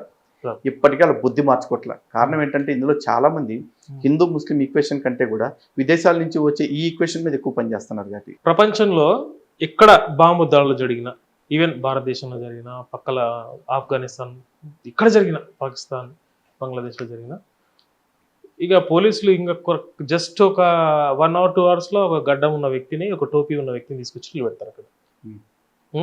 అంటే కేవలం ఒక ముస్లిం సోదరులు మాత్రమే బాంబు దాడులు చేస్తున్నారా? దాంట్లో హిందువులు కావచ్చు, సిక్కులు కావచ్చు, క్రైస్తవులు కావచ్చు, అనేక మతాలు సముదాయంగా ఉన్నటువంటి భారతదేశంలో కేవలం ముస్లింలు మాత్రమే బాంబు దాడులు చేస్తుంటారా? సరే అండి, క్వశ్చన్ బాగుంది. కానీ ఈ ముస్లిం వ్యక్తినే బాంబ్ బ్లాస్ట్ జరిగినప్పుడు అరెస్ట్ చేయడానికి బాంబ్ బ్లాస్ట్లన్నీ ఎప్పుడు జరిగినాయండి? బీజేపీ గవర్నమెంట్ వచ్చాక ఇప్పుడు జరిగినాయా? ఏదో 2-3 సంఘటనలు తప్ప ఎక్కడ జరగల. కానీ అదే కాంగ్రెస్ గవర్నమెంట్ ఉన్నప్పుడు చాలా చోట్ల బాంబ్ బ్లాస్ట్లు, సీరియల్ బాంబ్ బ్లాస్ట్లు జరిగిన సందర్భాలు ఉన్నాయి. అప్పుడు అరెస్ట్ చేసింది ఎవరి గవర్నమెంట్ లో? కాంగ్రెస్ గవర్నమెంట్ లోనేగా. ముంబై తాజ్ హోటల్ మీద అటాక్ చేసిన కసబ్గాడ్ ఇష్యూ ఏ గవర్నమెంట్ ఉన్నప్పుడు? కాంగ్రెస్ ఉన్నప్పుడేగా. మరి ఆ గడ్డం ఉన్నోడిని, ఆ టోపీ ఉన్నోడిని కాంగ్రెస్ పార్టీ ఎందుకు పట్టుకుంది? ఎందుకంటే బాంబ్ బ్లాస్ట్ చేస్తున్న ప్రతి వాడు ఒకటే మాట చెప్తున్నాడు, నారాయ తక్బీర్ అల్లాహు అక్బర్ అంటూ వాడు నాకు మతం ఉంది అని చెప్పుకుని వస్తున్నాడు. కానీ ఈ దేశంలో ఉండే రాజకీయ పార్టీలోళ్ళు లేకపోతే సెక్యులర్ మేధావులు అందరూ ఏమంటారంటే ఉగ్రవాదానికి మతం లేదండి అని చెప్పేసి అంటారు. అరే ఆ ఉగ్రవాదిగాడే నాకు మతం ఉందని చెప్పుకుని అల్లాహు అక్బర్ అని వస్తుంటే నువ్వేడు వాడికి సర్టిఫికేట్ అవుతాను మతం లేదని చెప్పేసి సిగ్గనిపించట్లే అసలు. పోనీ బాంబ్ బ్లాస్టులు జరిగిన చోట గడ్డంగాళ్ళని ఇక్కడే పట్టుకుంటున్నారా? సిరియాలో బాంబ్ బ్లాస్ట్ ఎవడు చేస్తున్నాడు? ఆఫ్ఘనిస్తాన్ లో బాంబ్ బ్లాస్ట్ ఎవడు చేస్తున్నాడు? బంగ్లాదేశ్ లో బాంబ్ బ్లాస్ట్ ఎవడు చేస్తా ఉన్నాడు? పాకిస్తాన్ లో ఆళ్ళ మసీదుల్లో ఆళ్లే బాంబులు ఎవడు పెట్టుకుంటున్నాడు? ఇదంతా కూడా ఈ సిక్కులు హిందువులు క్రైస్తవులు జైన్లు వీళ్ళు వెళ్ళి పెడుతున్నారనే మీ ఉద్దేశం? సార్ సేమ్ రిపీట్ దీనికి జస్ట్ చేంజ్ క్వశ్చన్ ఏముందంటే, కాంగ్రెస్ గవర్నమెంట్ ఉన్నప్పుడు బాంబ్ బ్లాస్టులు జరిపితే హిందూ ఒక ఫీలింగ్ వచ్చి ఈ హిందూ ఫీలింగ్ తోనే బీజేపీకి ఓట్లు పడతాయి అనే ఉద్దేశంతోనే బీజేపీ వాళ్ళే చేపిస్తున్నారని ఒక అపోహ ఉంది ప్రజల లోపల. దీని గురించి మీరేమంటారు? మీరే చెప్తున్నారు అపోహ అని చెప్పేసి. If they are capable enough, అప్పుడున్న గవర్నమెంట్ వాళ్ళు వాళ్ళు ఈ విషయాన్ని కనిపెట్టాల్సింది. వాళ్ళ దగ్గర యంత్రాంగం ఉంది, ఆర్మీ ఉంది, బిఎస్ఎఫ్ ఉంది, ఎయిర్ ఫోర్స్ ఉంది, నేవీ ఉంది, ఇంటెలిజెన్స్ ఉంది. ఇంటెలిజెన్స్లో కూడా ఇంటర్నల్ ఇంటెలిజెన్స్ ఉంది, రా ఉంది, అన్నీ ఉన్నాయి. వాళ్ళకి ఏ సోర్స్ ద్వారా ఇన్ఫర్మేషన్ తెలుసుకోవాలని తెలుసుకుని ఉండొచ్చు. ఒకవేళ బీజేపీ కనుక తనకి సానుభూతి కోసం లేకపోతే తనకి పలుకుబడి పెంచుకోవటం కోసం ఈ బాంబ్ బ్లాస్ట్లన్నీ ముస్లింలతో కుమ్మక్కైపోయి చేపించింది అనుకుంటే అదే విషయాన్ని ఆధారాలతో నిరూపించాల్సింది కాంగ్రెస్. ఎందుకు నిరూపించుకోలేము? అది నిద్రపోయింది అప్పుడు. ఒకవేళ అప్పుడు నిజంగానే ఒకవేళ నిరూపించుకుంటే నిద్రపోయింది అంటే అలా ప్రజాభద్రతను గాలి కుదిరేసి నిద్రపోయిన పార్టీ నిద్రపోవటమే మంచిది. ప్రతిపక్షంలో ఉంది అలాంటి వాళ్ళని అధికారానికి దూరంగా పెట్టడమే మంచిది. మరి ఇప్పుడు బీజేపీ గురించి మాట్లాడుతూ ఉన్నారు. బీజేపీ అధికారంలోకి వచ్చింది కాబట్టి ఇట్లా జరిగిపోతుంది అట్లా జరిగిపోతుంది అని చెప్పేసి. మరి బీజేపీ హయాంలోకి వచ్చిన తర్వాత మరి బాంబ్ బ్లాస్ట్ ఎందుకు తగ్గినాయండి? ఇప్పుడు అదే టెర్రరిస్టులతో కాంగ్రెస్ పార్టీ పెట్టి ట్రై చేయాల్సింది. మరి ఈ రోజున హురియత్ కాన్ఫరెన్స్ అని ఒక పార్టీ ఉండేది కాశ్మీర్లో. ఆ హురియత్ కాన్ఫరెన్స్ తో అంటగాగింది బీజేపీయా కాంగ్రెసా? కాంగ్రెస్. మరి మీరు 100 లోపాలు చూపించినా అది ఎక్కడికి తిరిగి ఎటు వచ్చినా సరే స్టార్టింగ్ పాయింట్ ఎక్కడ వస్తుంది అంటే కాంగ్రెస్. ఆ లోపాలన్నిటికీ కాదు. బీజేపీ లేకముందు హిందూ సనాతన ధర్మం ఉంది, బీజేపీ పుట్టిన తర్వాత హిందూ సనాతన ధర్మం ఉంది. బీజేపీ లేకున్నా సనాతన ధర్మం బ్రతికే ఉంది, బీజేపీ వచ్చిన తర్వాత సనాతన ధర్మం బతికే ఉంది. కొత్తగా బీజేపీ వచ్చి సనాతన ధర్మం గురించి ఏం చేస్తుంది అంటారు? బీజేపీ వచ్చే సనాతన ధర్మం కోసం ఏం చేస్తుందని మీరు క్వశ్చన్ అడిగారు కాబట్టి సమాధానం చెప్పడం కానీ, లేకపోతే బీజేపీ వచ్చాకే సనాతన ధర్మం బతుకుద్దన్న ఆశ మాకైతే లేదు. ఎందుకంటే మేము రాజకీయ పార్టీ ఆధారంగా ధర్మం బతకాలని మేము కోరుకోవట్లేదు. మా ధర్మాన్ని బ్రతికించుకోవటానికి ఇప్పుడున్న అవకాశాల్లో రాజకీయ పార్టీ కూడా ఒక ప్లాట్ఫామ్ గా మాకు పనికొస్తుంది. ఉదాహరణకి రామ మందిరం విషయమే ఉంది. రామ మందిరం అనేది 40 ఏళ్ల కోర్టు ఫైటింగ్ జరిగిందండి. అది బీజేపీ అధికారంలోకి వచ్చిన వెంటనే జరిగి ఉండాల్సిందంటే బీజేపీ ఫస్ట్ టర్మ్ లోనే చేసేసి ఉండాల్సింది. ఎందుకు చేయలే? ఎందుకంటే కాన్స్టిట్యూషనల్ పరంగా లేకపోతే చట్టం పరంగా ఏమేం జరగాలో అవన్నీ జరిగి ఆ ప్రొసీజర్స్ అన్ని అయిన తర్వాతే రామ మందిరం కట్టుకోవటానికి తీర్పు వచ్చింది. అది special court, fast track court, తర్వాత లోయర్ కోర్టు, హైకోర్టు, తర్వాత సుప్రీంకోర్టు. ఆ సుప్రీంకోర్టులో కూడా అనేక రివ్యూస్ అయిపోయిన తర్వాత ఫైనల్ రివ్యూ తర్వాతే కట్టుకున్నాం. కానీ ఎప్పటికైనా ధర్మమే గెలుస్తుందని, అయోధ్య హిందువులకే దక్కుతుందని తెలుసు కాబట్టి విహెచ్పి అప్పటి నుంచే ఆ స్తంభాలు ఇవన్నీ రెడీ చేసి పెట్టుకోగలిగింది. అప్పటి నుంచే పెట్టుకుంది. శిలాన్యాసం ఎప్పుడు జరిగింది? మొదటి శిలాన్యాసం అంతే. ఎందుకంటే ధర్మం పట్ల మాకున్న నమ్మకం అది, బీజేపీ పట్ల మాకున్న నమ్మకం కాదు. 40 ఏళ్ల తర్వాత భారతీయ జనతా పార్టీ వస్తుందని తెలిసే ముందే స్తంభాలు రెడీ చేసి పెట్టుకున్నారా? రాజకీయాల్లో రేపేం జరుగుద్ది వాళ్ళు తెలియదండి. 40 ఏళ్ల ముందే మా గుడికి మాకు అన్ని మనకు అనుకూలంగా వస్తాయని మేము నమ్మాం. అందుకే ఇంటికో ఇటుక ప్రతి ఒక్కళ్ళు డబ్బులు పంపించారు ఆ రోజుల నుంచి. ఈ పాయింట్ చెప్పారు కాబట్టి ఇప్పుడు బీజేపీ హిందూ రామ మందిరం అడ్డం పెట్టుకొని రాజకీయంగా ఓట్లు దండుకుంది. ఎందుకంటే అక్కడ పూజ కాకముందే ప్రతి ఊరు గ్రామాలు ఈవెన్ మా గ్రామంలో కూడా అక్షంతలు పంపించారు. అంటే పూజ కాకముందే అక్షంతలు ఎట్లా పంపిస్తారండి? నాకు అర్థం కాలే. బహుశా మీరు గ్రామీణ విధానంలో చూసుకున్నట్లయితే ఊర్లో ఒక చిన్న గుడి కట్టుకుంటే కూడా ఆ గుడి ప్రతిష్ట కంటే ముందే ఊర్లో ఉన్న వాళ్ళందరూ కూడా వాళ్ళ ఆడపడుచుల్ని పిలిపించుకుని సారె పెట్టుకోవటం ఇట్లాంటివన్నీ చేస్తారు. ఎందుకంటే దేవుడిని ప్రతిష్ఠించుకుంటున్నాం కాబట్టి ముందు ఆ ఊరు విడిచి వెళ్ళిపోయిన ఆడపడుచులు ఎవరైతే ఉంటారో ఆ ఊరు నుంచి అత్తవారిళ్ళకి వెళ్ళిపోయిన వాళ్ళందరినీ కూడా పిలుచుకుంటారు, పిలిచి సారె పెట్టుకుంటారు. అలాగే ఆలయాన్ని బట్టి ప్రతి ఒక్కళ్ళు కూడా ఇంటి నుంచి నవధాన్యాలు ఏదో ఒకటి తీసుకెళ్లి ఆ ధ్వజస్తంభం ప్రతిష్ఠ చేసే చోట లేదా విగ్రహాలు ప్రతిష్ఠ చేసే చోట వేస్తారు. ఇవన్నీ ఎందుకు చేస్తారు? ఎందుకంటే గుడి అనేది ఒకటి కట్టించాడు కాబట్టి వాడి ప్రాపర్టీ కాదు, ఇది ఊరికి సంబంధించింది కాబట్టి ప్రతి ఒక్కళ్ళకి దీనిలో భాగస్వామ్యం కావాలి కాబట్టి ఇది ఊరంతా కలిపి చేసుకోవాల్సిన పండగ అనుకుంటారు కాబట్టి ఆ గుడికి సంబంధించిన కార్యక్రమాలు అన్నింటిలో అందరిని ఇన్వాల్వ్ చేస్తారు. మరి 500 ఏళ్ల నాటి కళ ఇది. దీనిలో ప్రతి ఇంటి నుంచి డబ్బులు తీసుకున్నారు. రామ మందిరానికి నిధి సేకరణ చేసుకునేటప్పుడు రాజకీయం కనపడలా. నిధులు ఇచ్చిన వాళ్ళందరికీ తిరిగి రామ మందిర ప్రతిష్టకు ముందు అక్షంతలు పంపిస్తే మాత్రం అది రాజకీయం కనపడిందా? అందరూ డబ్బులు ఇచ్చారు కదా, అందరినీ ప్రారంభోత్సవం రోజున పిలవలేరు కదా. కాబట్టి ప్రారంభోత్సవానికంటే ముందే బాలరాముడు పూజ చేసి సంకల్పం చేసిన అక్షింతలు అందరికీ పంపించారు. ఇది ధర్మం తెలిసిన వాళ్ళకి తెలుస్తుంది, దేవుణ్ణి నమ్మని వాళ్ళకి లేదా దేవుణ్ణి రాజకీయానికి వాడుకునే వాళ్ళకి ఇవన్నీ తెలియదు కదా. రాజకీయంగా వాడుకున్నారంటున్నారు ఎవరు? అదే నేను చెప్తున్నా, ఇది రాజకీయంగా వాడుకోవటం కాదండి, ఇది ధార్మిక కార్యక్రమము. ఇందులో బీజేపీ వాళ్ళు కూడా కొన్ని చోట్ల యాక్టివ్గా పార్టిసిపేట్ చేశారు. ఎందుకు? బీజేపీలో ఉన్నంత మాత్రాన వాళ్ళ వ్యక్తిగత విశ్వాసాలను ఎవరు పక్కన పెట్టుకోవాల్సిన అవసరం లే. వాళ్ళు బీజేపీలో ఉన్న హిందువులే, బీజేపీలో లేకపోయినా హిందువులే. ఈ అక్షంతల పంపిణీ కార్యక్రమంలో కాంగ్రెస్ పార్టీ, కమ్యూనిస్ట్ పార్టీ వాళ్ళు ఇన్వాల్వ్ అవ్వకూడదని ఎక్కడన్నా ఫర్మానాలు ఇచ్చారా హిందువులకి? హిందువులు కానీ పాల్గొనలేదు కదా సార్ వాళ్ళు. పాల్గొనలేదు, అది వాళ్ళ కర్మ. ఇప్పుడు శుభకార్యాలు జరుగుతున్నప్పుడు భూతోచ్చాటన మంత్రం చెప్తాం, ఉత్తిష్టంతో భూత పిశాచ ఏతే భూమి భారక ఏతేషాం బ్రహ్మ విరోధైన బ్రహ్మకర్మ సమారంభం అని చెప్పేసి. అంటే ఇక్కడ శుభకార్యం జరుగుతుందిరా బాబు, భూత ప్రేతాలు ఎవరైనా ఉంటే ఇక్కడి నుంచి దొబ్బేండి అని చెప్పేసి అంటాము. అంటే భూత ప్రేతాలు ఇక్కడ పాత్ర అవసరం లేదని చెప్పేసి. అలాగే అన్ని పార్టీలను రమ్మని చెప్పినా కొన్నిటి రాలేదు, ఎందుకంటే వాళ్ళకి వాళ్ళు భూత ప్రేతాలుగా ఫీల్ అయ్యారు కాబట్టి. శుభకార్యాలను వాళ్ళు చూడలేరు కాబట్టి, శుభకార్యాలను చూస్తే వాళ్ళ కళ్ళు కొడతాయి కాబట్టి, వాళ్ళకి ఆ యోగ్యత లేదు కాబట్టి వాళ్ళు పక్కకు పోయారు, వాళ్ళ కర్మ. దానికి మేమేం చేస్తామండి.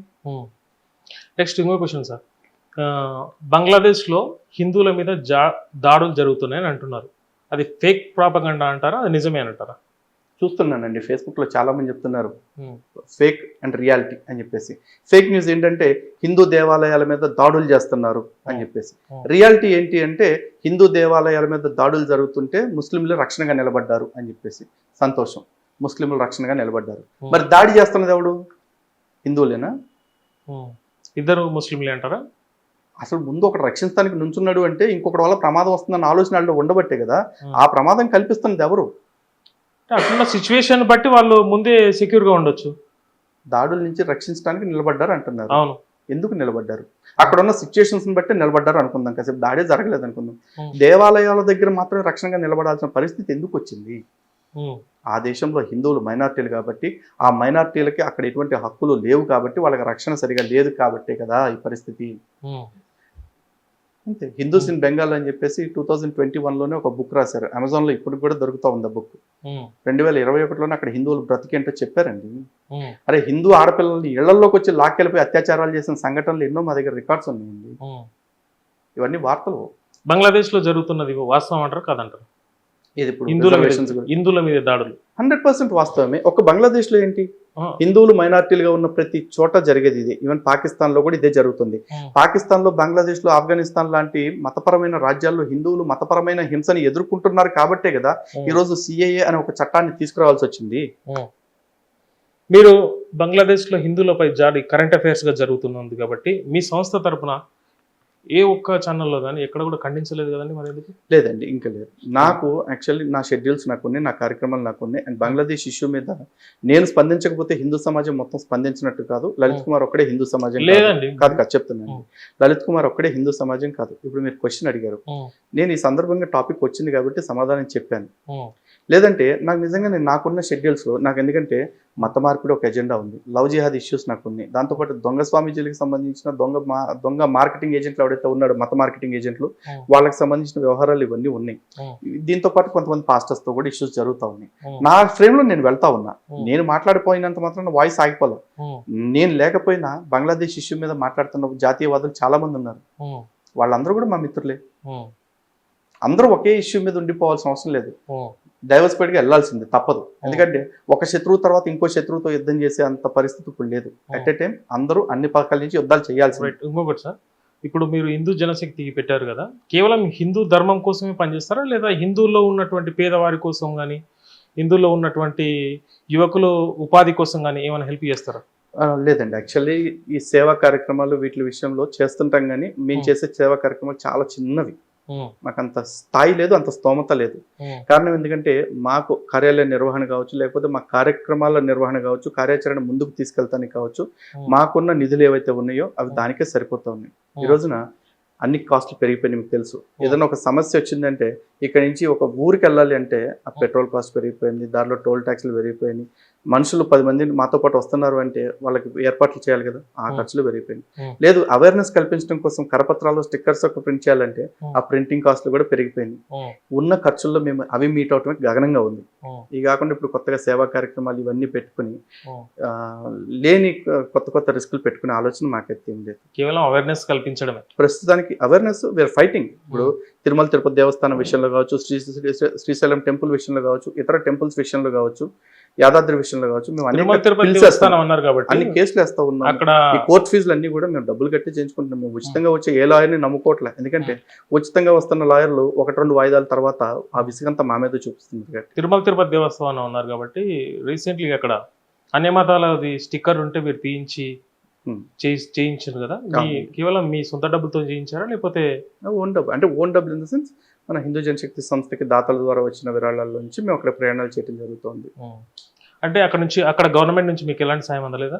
గవర్నమెంట్ నుంచి ఎటువంటి సహాయం అందదండి.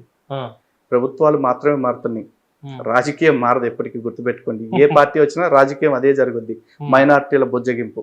దేవాదాయ శాఖ మీద ఉన్న మీ అభిప్రాయం చెప్పండి సార్. చాలాసార్లు చెప్పానండి, మళ్ళీ చెప్తున్నా. ఉమ్, దేవాదాయ శాఖ అంటే ఆదాయం కోసం ఉన్న శాఖ. లేదు, యాక్చువల్లీ ఆదాయం కోసం ఉన్న శాఖ కూడా కాదండి, ఆదాయాన్ని దోచుకునేందుకు ఉన్న శాఖ. ఉమ్, ఈ రోజున చాలా మంది హిందువులు ఏమనుకుంటారు అంటే దేవాదాయ శాఖ అంటే హిందూ దేవాలయాలను తన అధీనంలో పెట్టుకున్న శాఖ అంటారు. ఉమ్, నేనేం చెప్తున్నా అంటే దేవాదాయ శాఖ అంటే హిందూ ఆలయాలను తమ కబ్జాలో పెట్టుకున్న ఒక శాఖ. ఉమ్, కబ్జాలో పెట్టుకుంది. ఉమ్, ఎందుకంటే నేను లేదా మా పూర్వీకులు లేదా మీ పూర్వీకులు ఎవరు కూడా ప్రభుత్వం దగ్గరికి వెళ్ళి బాబు మా దేవాలయాలు మేము ఏడవలేకపోతున్నాం, మేము నిర్వహించుకోలేకపోతున్నాం, మీరు వచ్చి మమ్మల్ని ఉద్ధరించండి అని చెప్పేసి మనం బిచ్చం ఎత్తుకోవాలి. ఉమ్, తగుదునమ్మా అని పెత్తనాన్ని నెత్తనేసుకుని వాళ్ళంతటా వాళ్ళు వచ్చి మీకు గుడి మెయింటైన్ చేయడం రావట్లేదు, మీ గుళ్ళు అవకతవకలు జరిగిపోతున్నాయి కాబట్టి మేము వచ్చి చేస్తామని చెప్పేసి వచ్చారు. ఉమ్, వాళ్ళు వచ్చేదాకా ఏ అవకతవకలు ఉన్నాయని చెప్పారో ఆ అవకతవకలు ఉన్నాయని చెప్తున్న దేవాలయాల్లో 4,70,000 ఎకరాల దేవాలయాల భూమి ఉండేది. ఉమ్, మరి ఈ రోజున మొత్తం కలిపితే 25,000 నుంచి 30,000 ఎకరాల్లోకి వచ్చేసింది. ఉమ్, ఆ 4,50,000 ఎకరాల భూమి యాడికి పోయిందిరా ఉమ్, చెప్పండి మీరే. ఉమ్, వాళ్ళే చెప్పాలి. దేవాదాయ శాఖ అధికారులు కాపాడుతామని వచ్చారు కదా, అవును. ఏం కాపాడారు? ఉమ్, అలాగే తిరుమల తిరుపతి దేవస్థానంలో కృష్ణదేవరాయలు వారు స్వామివారికి ఇచ్చిన బంగారం తాలూకు రికార్డులు ఇప్పటికీ క్లారిటీ లేవు. ఉమ్, అలాగే భక్తులు స్వామివారి కోసం అని చెప్పేసి ఎన్నో రకాల ఆస్తులు ఇచ్చారు, అందులో స్థలాలు బిల్డింగ్లు అన్నీ ఇచ్చారు. తీసుకునేటప్పుడు శుభ్రంగా తీసుకునే టీటీడీ మొన్న మధ్య ఏమందంటే ఇవన్నీ నిరర్ధక ఆస్తులు, వీటిని మేము నిర్వహించలేకపోతున్నాం కాబట్టి అమ్మేస్తామంది. నీకు అర్థం లేని ఆస్తి కావచ్చు దాన్ని, ఉమ్, కానీ భక్తుడు ఇచ్చేటప్పుడు స్వామికి మేము ఇచ్చింది శాశ్వతంగా ఉంటుంది, డబ్బు ఇస్తే కరిగిపోతుంది, ఖర్చు అయిపోద్ది, అదే ఆస్తి రూపేణా ఇస్తే శాశ్వతంగా ఉంటుందన్న భావంతో ఇచ్చారు కదా. ఉమ్, మరి తీసుకునేటప్పుడే చెప్పాల్సింది మేము ఏడవలేము, మాకు వద్దురా బాబు ఇది నిరర్ధకం అయిపోద్ది అని చెప్పి చెప్పాల్సింది. అవును. సిగ్గు లేకుండా తీసుకుని ఇప్పుడు మాత్రం మేము అమ్మేసుకుంటామంటే ఉమ్, ఎవరిని అవమానిస్తున్నారు? భక్తులను అవమానిస్తున్నారా? ఉమ్, దేవాదాయ శాఖ అన్ఫిట్ అండి, అన్ఫిట్. అన్ఫిట్, ఏం చేయలేదు. ఎందుకంటే ఈరోజు దేవాదాయ శాఖ పరంగా చూసుకుంటే నేను దేవాలయానికి వెళితే ఉమ్, నా వల్ల వచ్చే ఆదాయం ఏంటి చెప్పంటారా? ఉమ్, నేను బండి దిగిన కాడి నుంచి బండి పార్కింగ్ కాడ తీసుకుంటారు, ఉమ్, చెప్పులు పెట్టుకుంటే చెప్పులు టికెట్లు తీసుకుంటారు, ఉమ్, లోపలికి వస్తే దర్శనం టికెట్ తీసుకోవాలి. ఉమ్, ఇది కాకుండా స్పెషల్ సేవ కావాలంటే అర్చన కోరేటు, అభిషేకానికి కోరేటు, సుప్రభాతానికి కోరేటు, సహస్రనామానికి కోరేటు, ఏదో ఒకటి కట్టి తీసుకోవాలి. ఉమ్, అయిపోయిన తర్వాత ఇప్పుడు ఇక్కడ పులిహోర ఇవ్వాలంటే కూడా 10 రూపాయల ప్యాకెట్ 5 రూపాయల ప్యాకెట్ అని చెప్పేసి అడుగుతారు. ఉమ్, అది కూడా నేను నా డబ్బులతో కొనుక్కునే తినాలి. ఉమ్, అయిపోయిన తర్వాత నా కోసం గొంతు చించుకుని అయ్యోరు ఎవరైతే ఉన్నారో, అర్చక స్వామి వారు ఎవరైతే ఉన్నారో, ఆయన మంత్రాలు చదివాడు కాబట్టి నాకు అభిమానంతో నేను ఒక 10 రూపాయలు 100 రూపాయలు వారికి ప్లేట్లో వేస్తాను అంటే తాటికి అంత బోర్డు పెడతారు, కానుకలు ప్లేట్లో వేయరాదు, హుండీలో వేయాలని చెప్పేసి. నేను నా డబ్బులు హుండీలో కాకపోతే తీసుకెళ్ళి చెత్త కుండీలు వేసుకుంటాను, నా ఇష్టం, నేను కష్టపడి సంపాదించుకున్న సొమ్ము. ఉమ్, అయ్యోరు ప్లేట్లో కాకపోతే బూరు బయట ఏట్లో వేసుకుంటా, నా డబ్బు అది. ఉమ్, నా డబ్బుని అజమాయిషీ చేయడానికి నీకేంటి? నీకు టికెట్ అడిగావు, కట్టా, ఉమ్, టోకెన్లు అడిగావు, కొనుక్కున్నా, ఉమ్, అన్నీ అయిపోయినాయిగా. ఉమ్, నేను అన్నీ కొనుక్కున్న తర్వాత ట్యాక్స్లు అన్నీ కట్టాల్సినవి కట్టేసిన తర్వాత నా జేబులో మిగిలిపోయిన డబ్బు, ఉమ్, నేను ఇష్టపడించుకునే డబ్బు, నాకు నచ్చినంత నాకు నచ్చినట్టు ఇచ్చుకుంటా. ఉమ్, నువ్వు దీనిలోనే వేయాలంటానికి నీకున్న అధికారం ఏంటి అసలు? ఫస్ట్ ఉమ్, దేవాదాయ శాఖ చట్టంలో ఎక్కడ ఉందా అని చూపించండి అది. లేదు. మరి ఎందుకు పెడుతున్నారు ఆ బోర్డులు? దేవాలయాల అభివృద్ధి కోసం అని చెప్తారు. మరి అదే చర్చిలోకి వెళ్ళిపోయి ఇక్కడ చర్చి పాస్టర్లందరికీ కూడా మీరు డబ్బులు ఇవ్వద్దు, హుండీ పెడుతున్నావు దానిలో హుండీలు వేసేయండి, మేము డబ్బులన్నీ తీసుకెళ్ళిపోయి నెలాఖరులో పాస్టర్కి జీతాలు ఇస్తామని ఏ చర్చిని ఆక్రమించమనండి, కబ్జా బ్యాచ్ని. చేయరు. ఏ మసీద్ కన్నా ఇలా పని చేయమనండి. ఉమ్, తేరగా హిందువులు దొరికారు కాబట్టి హిందువుల దగ్గర దోసుకు తిందామని కూర్చుంది ఈ బ్యాచ్ అంతా కూడా. ఉమ్, ఏం చేయాలి చెప్పండి ఈ బ్యాచ్ని? ఇంకేం చేయలేమండి, ఏం చేస్తుంది?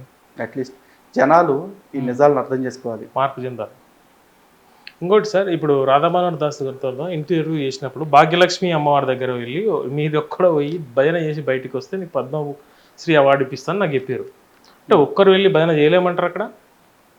ఒకప్పుడు ఆ పరిస్థితి ఉండేదండి. ఉమ్, ఇప్పుడు బండి సంజయ్ గారు వచ్చిన తర్వాత కొంచెం సిచ్యువేషన్స్ మారాయి. బండి సంజయ్ గారు పార్టీ అధ్యక్షుడు అయిన కాడి నుంచి ఉమ్, భాగ్యలక్ష్మి అమ్మవారి దగ్గర కూడా ఉమ్, కొంచెం ప్రశాంతత, అంటే హిందువులు వెళ్ళి దర్శనం చేసుకుని వాళ్ళ భజన వాళ్ళు రాగలిగే పరిస్థితి ఇప్పుడు కొంచెం వచ్చింది. కొంచెం ఒకప్పుడైతే ఖచ్చితంగా రాధా మనోహర్ గారు చెప్పిన పరిస్థితే ఉంది. ఉమ్, ఒకప్పుడు ఏంటి, మొన్న కూడా బోనాలు అప్పుడు తప్ప మిగతా సందర్భాల్లో హిందువులు వెళితే భయంగానే నమస్కారం పెట్టుకోవాల్సిన స్థితి. ఉమ్. సార్ ఇప్పుడు మీకు బ్రదర్ సిరాజుర్ రెహమాన్కి యూట్యూబ్లో పెద్ద ట్రెండింగ్ నడిచింది కదా. ఓకే. ఎందుకంటే హైందవ గ్రంథాల్లో హల్లా ఉన్నాడని, లేడని మీరు, ఉన్నాడని ఆయన, మీ ఇద్దరి మధ్యలో ఉన్నట్టు గొడవ సద్దుమణిగినట్టేనా? అంటే గ్రంథాల పరంగా సద్దు మనగటం ఏం లేదండి. ఇప్పుడు కెలికింది ఎవరు? సిరాజ్. సిరాజ్ కౌంటర్ ఇచ్చింది ఎవరు? నేను. నేను కౌంటర్ ఇచ్చిన తర్వాత రెండో వీడియోకి మళ్ళీ కౌంటర్ ఇచ్చాడు తను.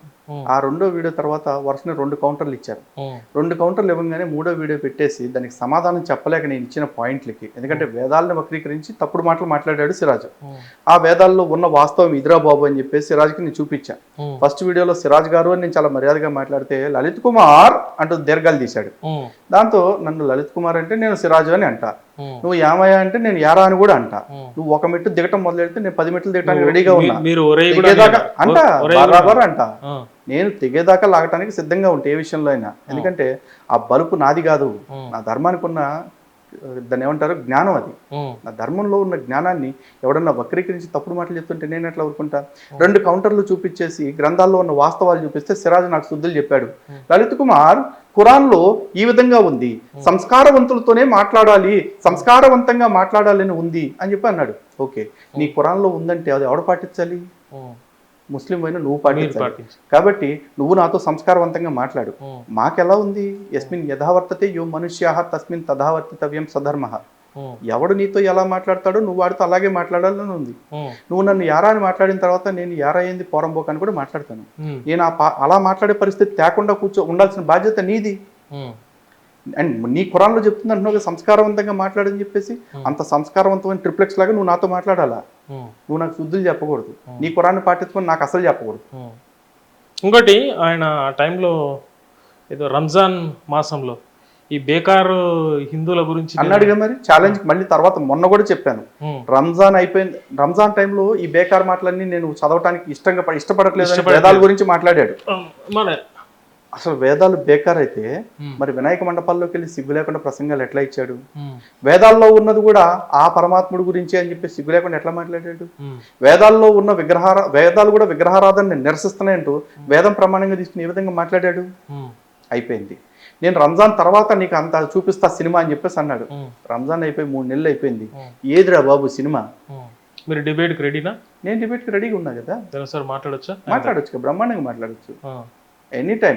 నేను అప్పుడు ఇప్పుడు ఒకే మాట చెప్తున్నా, హిందూ గ్రంథాల్లో ఎక్కడైనా సరే నా మతం కాని వాడిని చంపేసేయి, నీ దేవుణ్ణి పూజించిన వాడిని నరికేసేయి అన్న మాట నాకు చూపిస్తే అప్పుడు జరిగిన డిస్కషన్ దాని గురించే, ఇప్పటికీ దాని గురించే మాట్లాడుతున్నాను. ముష్రికులు అంటే ఎవరండి మీ ఉద్దేశంలో? అల్లాహ్తో పాటు దైవానికి అంటే అల్లాహ్కు భాగస్వామ్యం కల్పించేవాళ్ళు, లేదా అల్లాహ్తో పాటు ఇతర దేవతలను కూడా పూజించేవాళ్ళు, అంటే బహుదేవత ఆరాధన చేసేవాళ్ళు. వాళ్ళని చంపేయాలని ఉందా ఖురాన్లో? చంపేయాలని ఉంది.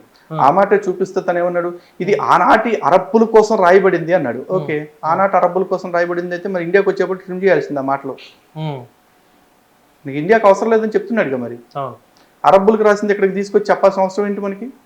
Right sir. ఇంకొక విషయం, ఇప్పుడున్న మతాలు ఏవైతే ఉన్నావో, క్రిస్టియన్ కావచ్చు, ఇస్లాం కావచ్చు, వాటెవర్ ఇతర మతాలు, హిందూ ధర్మానికి ఏ మతం వల్ల ఇబ్బంది కలగొచ్చు అంటారు భవిష్యత్తులో? హిందూ ధర్మానికి ఈ 2 మతాల వల్ల తలకాయంత నొప్పి కూడా కలగదండి, కానీ హిందువులకు కలుగుతుంది.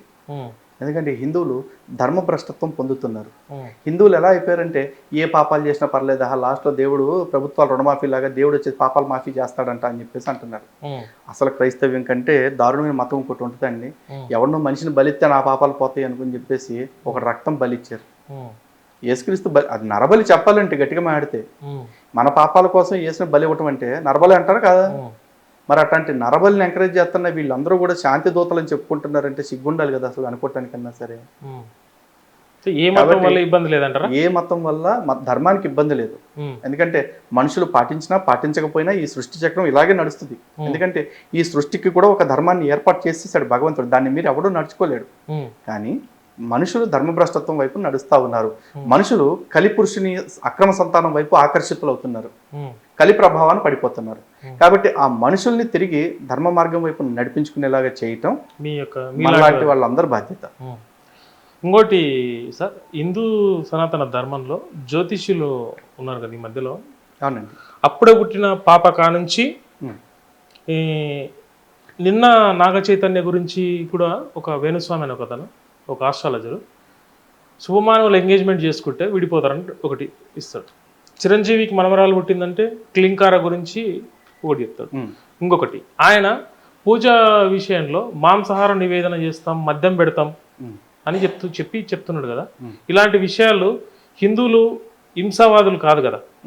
అంటే వీడు మటన్ కానీ చికెన్ కానీ అట్లాంటి కోడి మాంసం అట్లా పెట్టొద్దు కదా, మరి ఆయన పెడుతున్నాడు.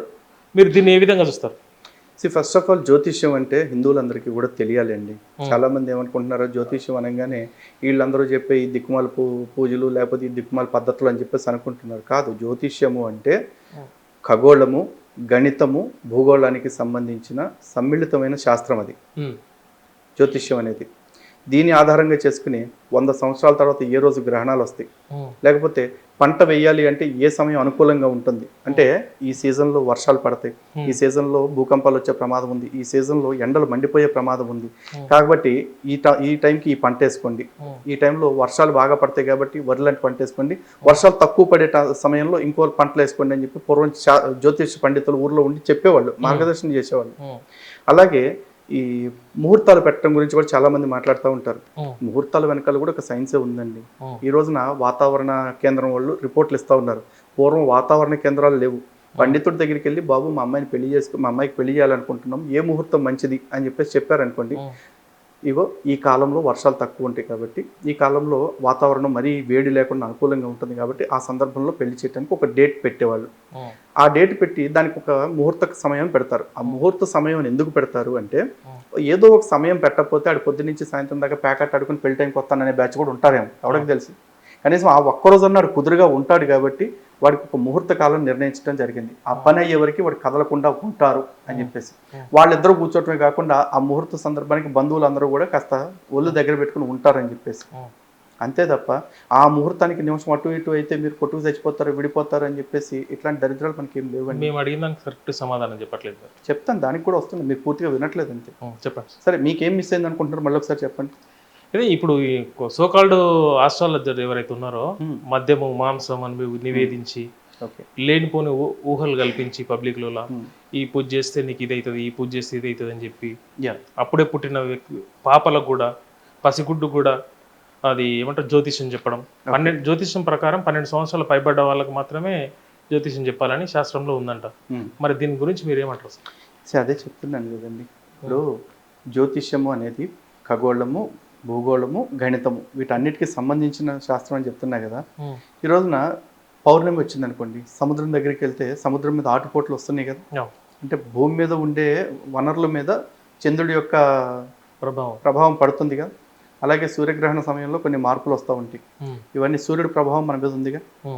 ఆ భూమి మీద సముద్రాల మీద అటు ప్రభావం ఉన్నప్పుడు మనుషుల మీద మనసుల మీద ఉండకుండా ఉంటుందా? పురుష సూక్తంలో కూడా చెప్తారు కదా, చంద్రమా మనసో జాత చక్షు సూర్య అజాయతే అని చెప్పేసి. చంద్రుడు మనస్కారకుడు అని చెప్పేసి చెప్తున్నాను. ఉంటుంది జాతకంలో, దేని దానికి ఉంటుంది. కాకపోతే ఈ జ్యోతిష్యులు అనుకుంటున్నట్లు వీళ్ళు మహా అయితే ప్రెడిక్షన్ చెప్పగలుగుతారు, దాని తాలూకు ఇదిగో ఈ పీరియడ్లో ఇట్లా జరగవచ్చు అని చెప్తారు. కానీ 100% ప్రెడిక్షన్ చేసేసి చెప్తారా అంటే చెప్పలేరు. అలాగే ఆ జరిగేదాన్ని వీళ్ళు ఎవరైనా మార్చగలరా అంటే మార్చలేరు, 100% మార్చలేరు. అలా ఏదన్నా మార్చగలిగిన శక్తి ఏదన్నా ఉందంటే ఒక్క భగవదారాధన మాత్రమే మార్చగలుగుతూ ఉంది. ఆ భగవదారాధన చేయటం వల్ల ఎట్లా ఉంటుంది, ప్రతి వాడు కర్మని ఎవడో తప్పించుకోలేడు. కాకపోతే ఆ కర్మని భగవంతుడిని నమ్ముకుంటే తప్పే విధానం ఉంటుంది చూసారా, అది విడ్డూరంగా ఉంటుంది. ఎందుకంటే 1 కేజీ ఇనుము బరువా 1 కేజీ దూది బరువా అంటే రెండు సమానమే. కానీ కేజీ ఇనుముతో కొడితే బజ్జమడిపోద్ది, కేజీ దూదితో కొడితే ఏమీ కాదు. భగవంతుడిని నమ్ముకున్నోడికి అంతే, ఆ కర్మను అంతే అనుభవిస్తాడు. కానీ ఆ కేజీ దూదితో కొడితే ఎలా అనిపిస్తున్నాడో అలా అనుభవించుకుంటూ వెళ్ళిపోతాడు. అనుభవించామా లేదా అన్నట్లు. కానీ కర్మను అనుభవించకుండా ఎవ్వడూ తప్పించుకోలేడు. అయితే ఈ కర్మను మేము తప్పిస్తాము, మీకు ఏదో రెమెడీస్ చేసేస్తాము అని చెప్పేసి ఈ మధ్య పూజలు తీసుకుని వచ్చేసారు చాలా మంది. దశమహావిద్యల పేరుతోటి చాలా రకాల ప్రచారాలు చేస్తూ పూజలు చేస్తూ, కామాఖ్య కావచ్చు, ఇక్కడ కొంతమంది ఇక్కడ కూడా చేస్తూ ఉన్నారు. ఇవి చేస్తూ మద్యము మాంసము నివేదన చేయడంతో పాటు యోని పూజలు, లింగ పూజలు ఇట్లాంటివి కూడా ప్రచారం చేస్తూ ఉన్నారు. నేను చెప్తా ఉన్నాను, దశమహావిద్యల వెనకాల చాలా గొప్ప శాస్త్రం ఉందండి. దశమహావిద్యల వెనకాల గొప్ప ఆధ్యాత్మిక తత్వం ఉంది. అంతేగాని ఎక్కడా కూడా ఈ రొచ్చు రోత ఏమీ లేదు. ఇంకొక మాట కూడా చెప్తున్నా, ఎవరైనా సరే నిరూపిస్తాను అంటే నేను వచ్చి కూర్చుంటాను బాబు, మీరు చేసే ఏ పూజల వల్ల అయినా సరే ఊడిపోయిన ఒక చెట్టు ఊడిపోయిన చింతకాయని మళ్ళీ తిరిగి అతికించండి చాలు. నేను కొత్తగా కూడా అడగట్లా. ఎందుకు వచ్చిన పనికిమాలిన పంచాయతీలు? నమ్మి మోసపోతున్న వాళ్ళ కర్మ ఏంటంటేనండి, చాలా మంది ఇట్లాంటి పూజల పట్ల నమ్మి మోసపోతున్న వాళ్ళు ఎక్కువ మంది చదువుకున్న వాళ్ళు, ఐటీ సెక్టార్లో ఉన్న వాళ్ళు, డాక్టర్లు ఉన్నారు. కారణం ఏంటో తెలుసా? ఒక భార్య తన భర్త తన మాట వినేలాగా చేయమని చెప్పేసి ఓ జ్యోతిష్యుడి దగ్గరికి వచ్చి కూర్చుంటారు పూజ చేయమని చెప్పేసి. వాడు ఆమెను పూజలో కూర్చోబెట్టి కాసేపు తర్వాత ఇంకో పూజ అంటూ చివరికి యోని పూజ దాకా తీసుకెళ్ళి ఆమెను లైంగికంగా కూడా ఇబ్బంది పెడతా ఉన్నారు. చదువుకున్న మీకు ఎందుకు ఈ కర్మ? మీ భర్త మీ మాట వినాలంటే మీ భర్తతో మీరు ఎంత అనుకోగా ఉండాలి, ఎంత అంటే కలివిడిగా ఉండాలి, అది మీకే తెలుసు కదా. ఈ మధ్య స్కిల్ సెట్ అని చెప్పేసి సాఫ్ట్ స్కిల్స్ అని చెప్పేసి చాలా నేర్చుకుంటున్నారు కదా. మీకున్న ఆ స్కిల్స్తోనే మీరు మేనేజ్ చేసుకోవచ్చు. ఇట్లాంటి వాళ్ళు నమ్మి ఎందుకు పాడు చేసుకుంటున్నారు? ఇంకోటి ఎవడో తన కొలీగ్ తన వశం అవ్వాలని చెప్పి వశీకరణ పేరుతో వాడు పోతున్నాడంటే వాడి చదువు ఎందుకు సంగనాకటానికి? ఇంకా ఇట్లాంటి వాళ్ళందరూ ఆ మూఢత్వం నుంచి బయటికి రండి. మిమ్మల్ని కాపాడేది ఒక్క భగవదారాధన మాత్రమే. దేవుణ్ణి నమ్మండి, దేవుణ్ణి ఆరాధించండి ప్రతిరోజు.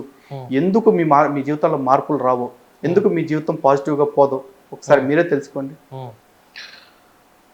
హిందువుల్లో మూఢనమ్మకాలు ఉన్నాయి కదా, కొన్ని మూఢనమ్మకాలు, ఇవి పోగొట్టాలి అంటే మీ అభిప్రాయం చెప్పండి. ఫస్ట్లీ సనాతన ధర్మంలో అసలు మూఢనమ్మకానికి తావు లేదండి. సనాతన ధర్మంలో చెప్పబడ్డ ఏ ఒక్క దానిలో కూడా మూఢత్వం లేదు. ప్రతి ఆచారం వెనకాల, ప్రతి పండగ వెనకాల కూడా మానసికమైన, ఆధ్యాత్మికమైన, శారీరకమైన, భౌతికమైన, సాంకేతికమైన, సామాజికమైన ఈ కారణాలు 5 కారణాలు ప్రతి దాని వెనకాల ఉంటాయి. అట్లీస్ట్ 3 ప్రతి కండిషన్లో మ్యాచ్ అవుతూనే ఉంటాయి. అంత గొప్పది సనాతన ధర్మం. అయితే వీటిల్లో కొన్నిటి వెనకాల ఉన్న అంతరార్థం మనకు అర్థం కాకపోవచ్చు. అర్థం కాకపోవటం వల్ల వాటిని మనం మూఢనమ్మకం అనుకుంటాం. ఇక ఇవేవి మ్యాచ్ అవ్వకుండా కొన్ని ఉంటాయి, కొన్ని ఆచారాలు, అవి ఖచ్చితంగా మూఢనమ్మకాలే. అట్లాంటివి ఖచ్చితంగా ఏ సనాతన గ్రంథంలో కూడా మీకు కనపడవు. సనాతన గ్రంథంలో మూఢనమ్మకాలకి తావే లేదు. నెక్స్ట్ సార్, ఇప్పుడున్న పీఠాధిపతుల గురించి, రోజుకు కొత్త పీఠాధిపతులు వస్తున్నారు కదా, వారి గురించి మీరేమంటారు? కొత్త పీఠాలు రాకూడదని ఏం లేదండి, ఎన్నెన్నో రావచ్చు. కాకపోతే వ్యాపారం చేస్తున్నారు. అదే ఆ పీఠాలు ఎంత చిత్తశుద్ధితో ధర్మాన్ని ప్రచారం చేస్తున్నాయి అనేది ప్రజలు ఆలోచించుకోవాలి. ఒక స్వామీజీని కావచ్చు, లేకపోతే ఒక మఠాధిపతిని, పీఠాధిపతిని నమ్మేటప్పుడు వాళ్ళ డ్యూటీ ఏంటి అంటే ముమ్మాటికి ధర్మ ప్రచారమే. ఆ రోజు శంకరాచార్యుల వారు 4 పీఠాలు ఏర్పాటు చేశారంటే 4 పీఠాల యొక్క లక్ష్యం ఏంటండి? ధర్మాచరణ చేయించటము, ధర్మ రక్షణ చేయటము. ఈరోజు ఆ ఉద్దేశంతో పీఠాధిపతుల్ని సముద్రయానం చేయకూడదని చెప్తారు. అలాగే పీఠాధిపతుల్ని ఎవరు తాకకూడదని కూడా చెప్తారు. ఎందుకంటే ఒక పీఠానికి అధిపతిగా చేయాలంటే అతను ఎంతో యోగ్యత సాధించాలి, అంటే ఎన్నో చదువుకుని ఉండాలి. అతను ఎంత కష్టపడి తయారు చేస్తే గానీ ఒక పీఠానికి అధిపతి తయారవ్వరు. అంత కష్టపడి తయారు చేసిన వ్యక్తి పూర్వకాలంలో సరైన వైద్య వ్యవస్థ లేవు.